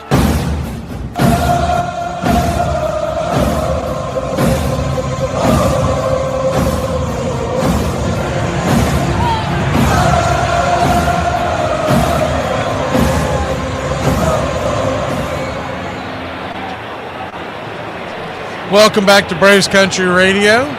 Ozzie Albies will lead us off. First pitch on the way is a bender from Englert. Curveball on the outer side for a strike. It's 0-1. Righty-lefty matchup from the open stance on the left side of the plate from Ozzie. The 0-1. Swing belted high and deep, but I don't think it's going to be fair. It is not. If there was a cloud in the sky, that would have brought rain. 0-2.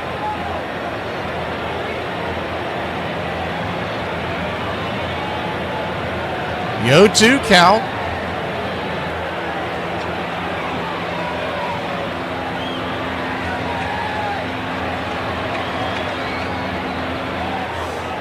Braves trail 8-3. You see that game last night, though, of the Diamondbacks, the 0-2 in the dirt? Good take, 1-2. They came storming back. I think it was a 4-run lead in the night. And Arizona scored 5, or maybe it was a 5 and they scored 6. Anyways, heck of a rally. The 1-2. Swing. Dribbles it over towards short. It's going to be a tough play. They're going to fire it across the infield. Ozzie Albies is going to beat it out. And there we go. First runner of the inning. I'm the Wiz. I'm the Wiz. Wiz. I'm the Wiz. I'm the Wiz, and nobody beats me. Wiz gets his second hit of the day. It's kind of a cue shot. Little English down the middle of the diamond. They were playing Ozzie to pull, so it was a long way for Walls to go. A little surprised he even threw the ball. That could have been nothing but bad news. Sean Murphy, the batter, he's 0 for. First pitch on the way. Swing, rips it over to to short, and Walls is going to have an easy 6-4-3 rally-killing double play. Hard hit ball by Murphy, but right at the shortstop Walls. So just like that, it's erased. Murph will finish 0 for 4. I'll take the blame for that, for picking him to click. I won't do that again. He's been on a hot streak since coming off the IL. First pitch on the way to De La Cruz is outside for a strike. It's 0-1. The 0-1. De La Cruz batting just .211 on the season. No home runs, a .505 OPS. The 0-1. This is high 1. I know they like him, but I'm telling you right now, if Acuna came up tomorrow and it was my choice, I would keep Fairchild and release De La Cruz. The 1-1 pops it back foul. Fairchild runs the bases well. He tends to give you pretty good at bat, and he's much better defensively than De La Cruz. And De La Cruz, who was hot in the spring, we kept pointing out he was doing it against minor league pitchers. The 1-2 to De La Cruz. Down and away, 2-2. Braves down to their last strike. Grant Holmes on the bump tomorrow, 7:07 first pitch. We'll come on the air about 6:30, the pregame. Same thing on Tuesday. Wednesday is an early start. It's a 1:07 first pitch, so jot that down. The 2-2 from Englert, trying to win the series here against the Braves. Braves will fall to 4-11. 1-9 on the road. The 2-2. Swing and a miss, strike 3. De La Cruz down on strikes once again, and that'll end the game. That'll end the inning. Englert and the Tampa Bay Rays get a big win here at home on a Sunday. The Braves will head to Toronto, hopefully get in fairly early this evening and get some rest and get ready for the Blue Jays, who have been sputtering in their own right. We'll see you tomorrow, Braves country. Have a great day. Braves lose a tough one, 8-3, after what would look like a promising comeback. We get the loss. That means it's Casey at the bat time here on Braves country.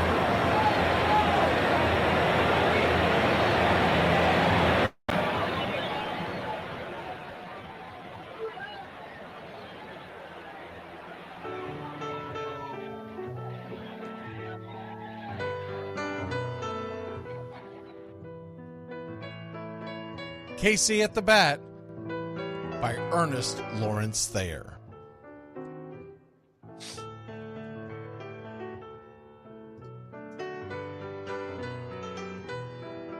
The outlook wasn't brilliant for the Mudville Nine that day.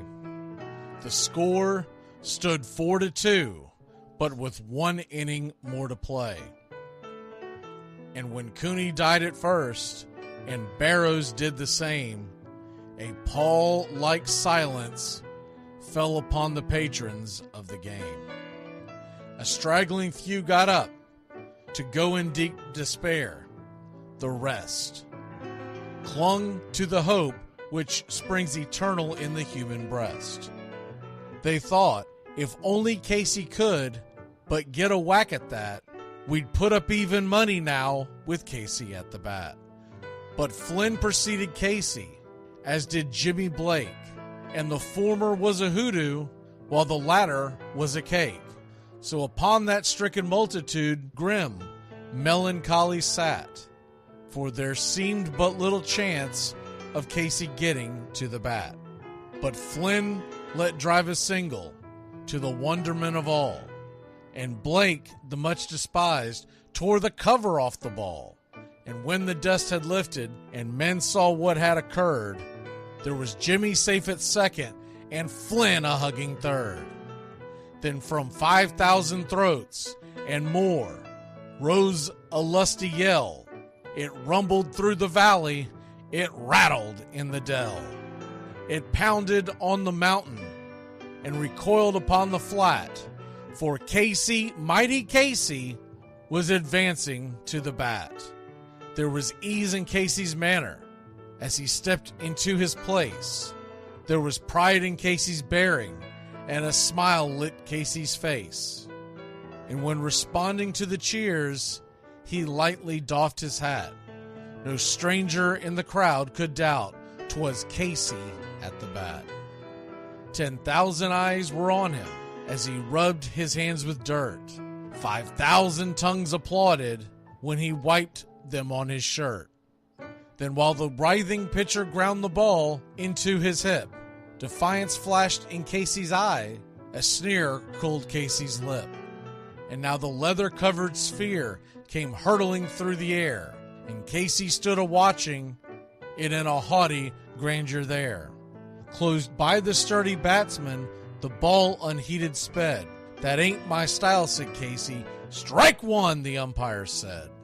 From the benches black with people, there went up a muffled roar, like the beating of a storm waves on a stern and distant shore. "Kill him! Kill the umpire!" shouted someone on the stand, and it's likely they'd have killed him had not Casey raised his hand. With the smile of Christian charity, great Casey's visage shone. He stilled the rising tumult, he bade the game go on. He signaled to the pitcher, and once more the dun sphere flew. But Casey ignored it, and the umpire said, "Strike two!"